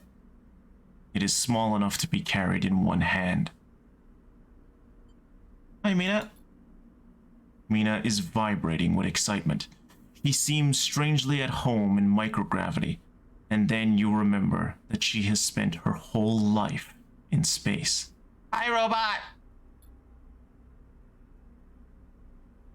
You hand over the Celis ID film to Lem, keeping your own. He turns it back and forth in the light. Where did your friend even get this picture, Sleeper? Looks like my old Conway ID. You look. A shimmering, younger Lem stares out of the film, harder and clean cut. I spoke to the guard here? He nods to the white and green clad security officer. They'll be doing orientation, the whole role assignment on board. Sounds like we're going to be working under the core crew. Kind of like an intern. He laughs. What do you think, Meanie? Am I too old to be an intern? Following Lem's lead, you inspect your ID. As you lift the film up to the light, you see something strange something that makes you flinch. The face printed on the film is one you recognize immediately, but it is not you. At least it's not how you look now. You squint at this ghost, confused why you hadn't noticed earlier. It is a picture you remember being taken, a memory that you didn't know you had. You remember signing the forms, the walk to the sleeper tanks, the cold metal floor. You remember the SNARP employee who helped you in, her smile clean and surgical. You freeze in place, thinking the you that still sleeps somewhere in an SNARP facility, that won't wake until you are recovered and disposed of. And now you are leaving. Will they ever wake up? Sleeper? Lem interrupts your thoughts. These guys want us to board. You stare at him without thinking, then notice the guard gesturing to both of you to come forward. You all kick off and float over to them, steadying yourselves on the guardrail. You hang back, letting Lem present his ID film first. The guard slides it across a white machine, much like the one Caster printed them from. You reflexively rub the puncher mark on your hand, even though there is no trace of it now. It seems to be your destiny to be someone else's tool. Lem and Mina are waved through, the guard smiling at her excited face. Lem turns back to check you are coming. The guard beckons you closer. You wait for a moment. You need to wait for a moment. This is all happening too fast, changing too much. There are so many questions you have, so many threads to catch hold of. And yet here you are, boarding a ship to who knows where, on a journey that will take decades. Is this really what you want? How will you even survive? You feel dizzy, unsettled. You can make out the concerned look on Lem's face as you hold back. The guard gestures again. Mina's eyes, looking back at you, are so bright in the starlight. You can't do it. You can't get on that ship. You turn away quickly, trying not to look at Lem, to look at Mina. To meet their eyes, you turn away and kick off hard from the guardrail. When you reach the far wall, you turn back. The scene continues in front of you as if nothing has changed. The next set of people are boarding. The crowds are still gathered at the cordon. The Sidereal Horizon blinks, its yellow hull bright against the stars. And there are Lem and Mina, gliding up towards the docking bridge, bag in hand. Lem is faced away, focused on the steady climb, but Mina is in his arms and is facing back towards you. You watch her face, confused, sullen, but twinkling with a growing excitement, as Lem carries her forward. As you watch Mina, you think about your own future, about the future you might choose.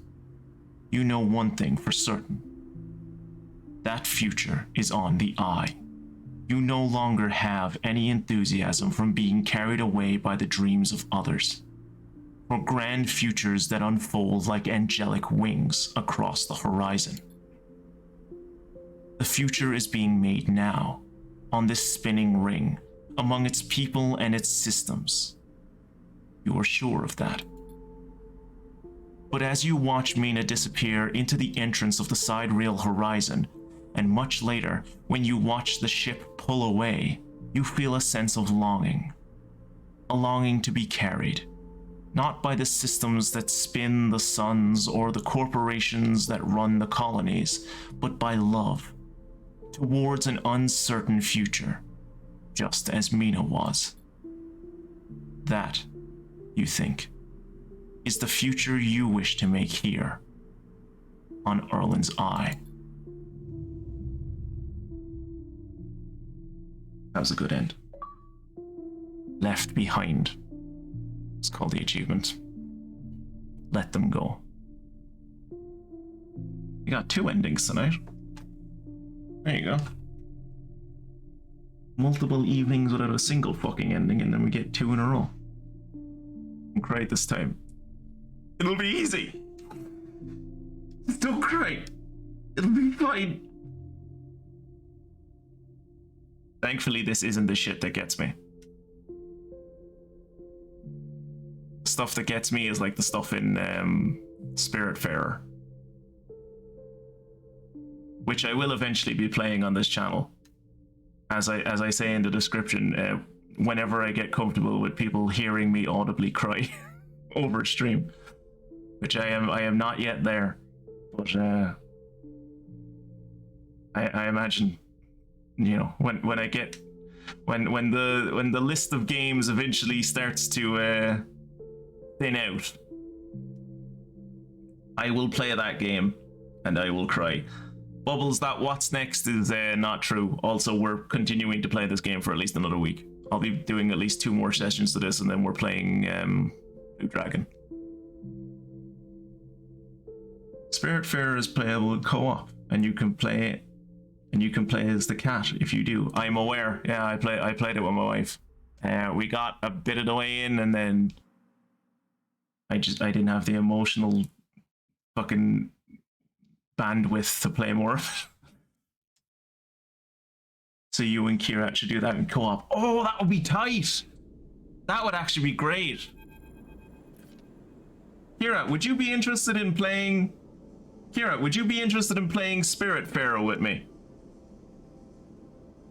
It has some quite fun mechanics to it. I'd obviously do all the voices and shit, and I'd like be playing the captain of the ship, but you would get to play a really cute orange tabby with a witch hat. Actually, that might be a good game for me to play with Wimbley, but I don't think she has the time. A strange choice. Caster stands beside you at the rail, watching the pinpricks of light from the Sidereal Horizon's drives disappear. But perhaps not unexpected? You turn to look, and Caster is beaming at you with an unsettled warmth. You aren't angry? About what? He squeezes your shoulder. I only wish for you to exercise that strong drive of yours. If it happens to align with my own, then that is pleasing to me. But if it does not, I cannot punish you. What about Salus? Caster looks out to the stars. I will do my best to follow this progress. He pauses. The Salus Foundation is of more concern. Sandra Salus has taken a step back from the public eye. Seems more internal struggles are playing out within their pristine halls. Caster sighs. But I doubt core politics are of much concern to you. Caster moves along the rail. The eye, though? That seems to be your primary concern, am I right? It is my home. He smiles broadly. And we are fellow residents. He seems pleased. This place has been a good home for me. Though, like all places, it has its phases. Do not idle here for too long, sleeper, unless you wish to be once again caught in the movement of systems much bigger than yourself. Caster turns and starts to clunk away in his mag boots. I will be keeping an eye on you, if you don't mind, sleeper. He waves as he walks. My curiosity remains piqued. Once he leaves, you stay a little longer at the rail, watching the stars. imagining the look on Mina's face when she sees Celis 1 for the first time. Imagining the excitement when she first touches its soil, the joy when she first stands outside in the rain, laughing. Those images, though they will not happen for decades, are what will carry you through this cycle. And perhaps the next one too.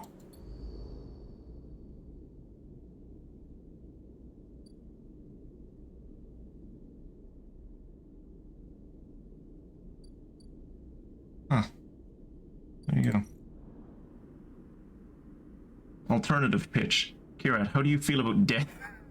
Everyone's death, Kirat. Everyone's death. Primarily the death of your family members as you escort them through to the afterlife.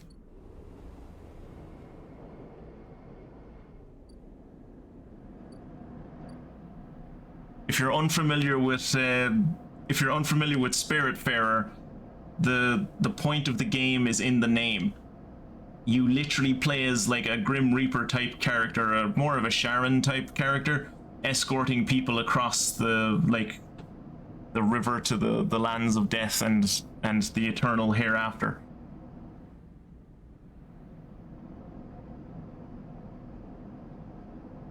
Yeah, I suppose you are literally. I couldn't remember how. Like, it's been a while since I played the game. I couldn't remember exactly how it started. I know you start the game taking it from someone, but I didn't remember if it was Sharon or not.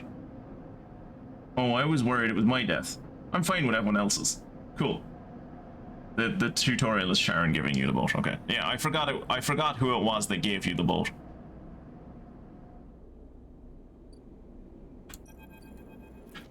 Oh, I'm not gonna get to sleep until 1 a.m.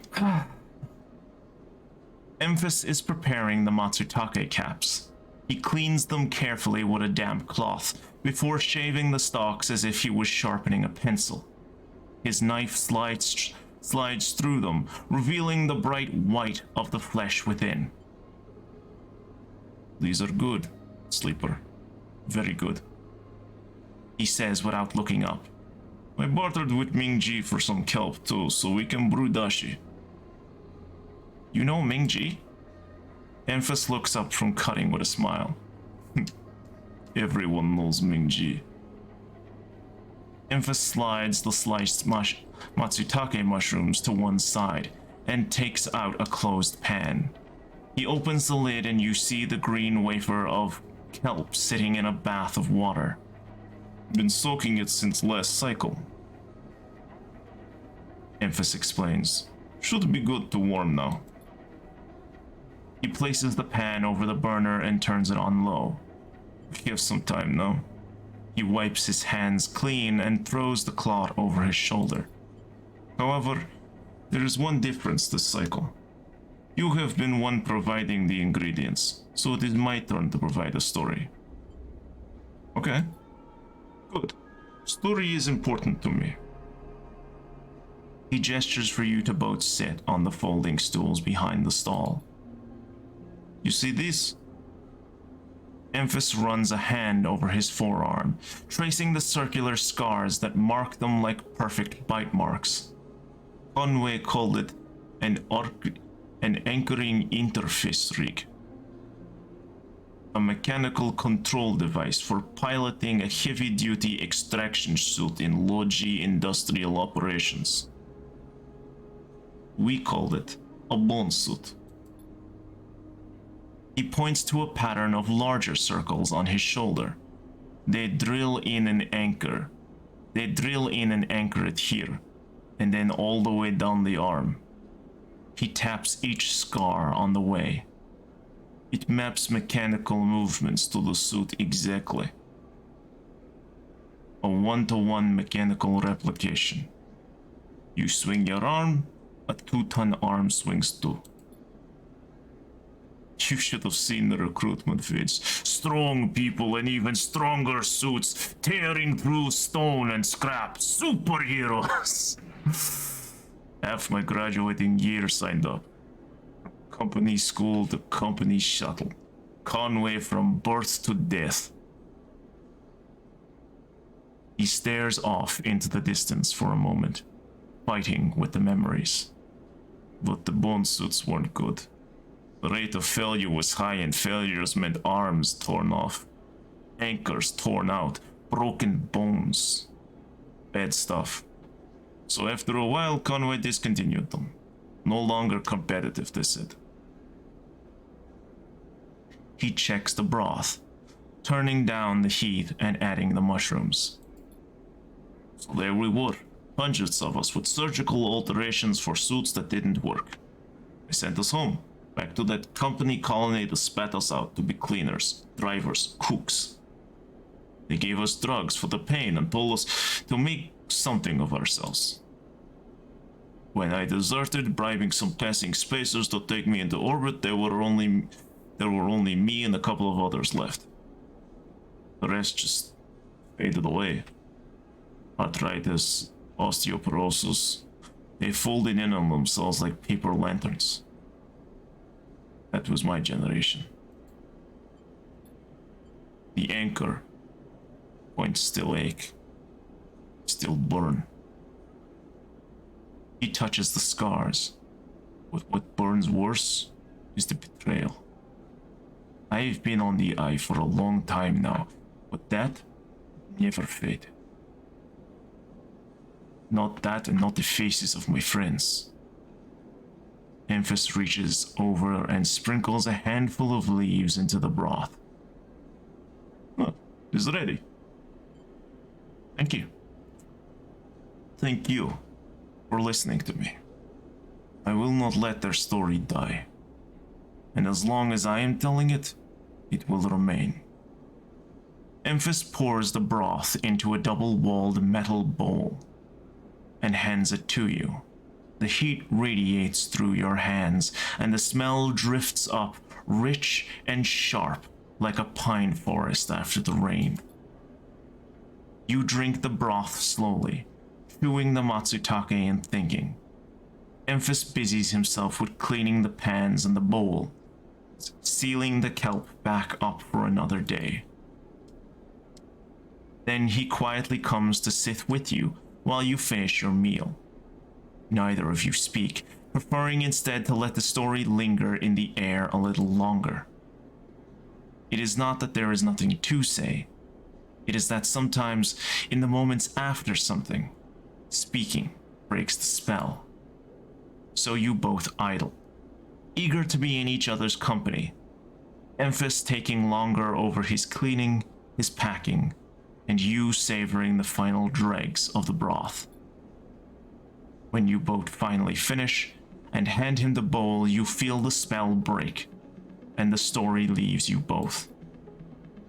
And as you leave, you know that both of you are somehow a little more empty and a little more full than before. You.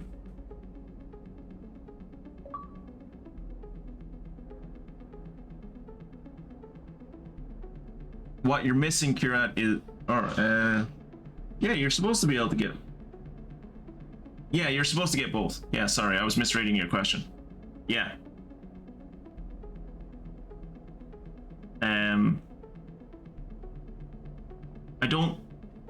I don't think you're supposed to get both.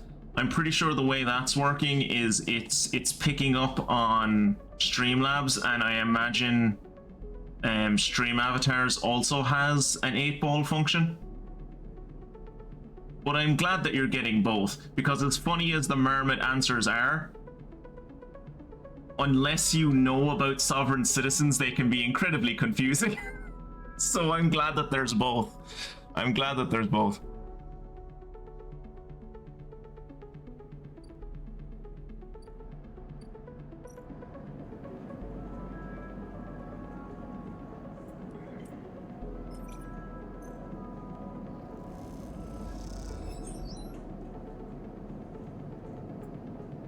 Nice.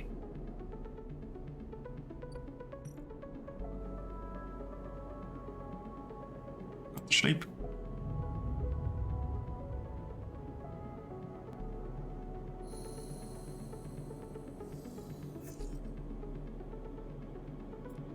And that is where we will leave it for the night.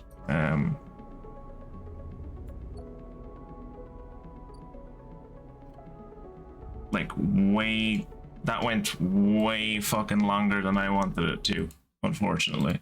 I was planning for this stream to be over at 11 because I have to make a call and hopefully the person I'm calling is still awake. But yeah, that is me done for tonight.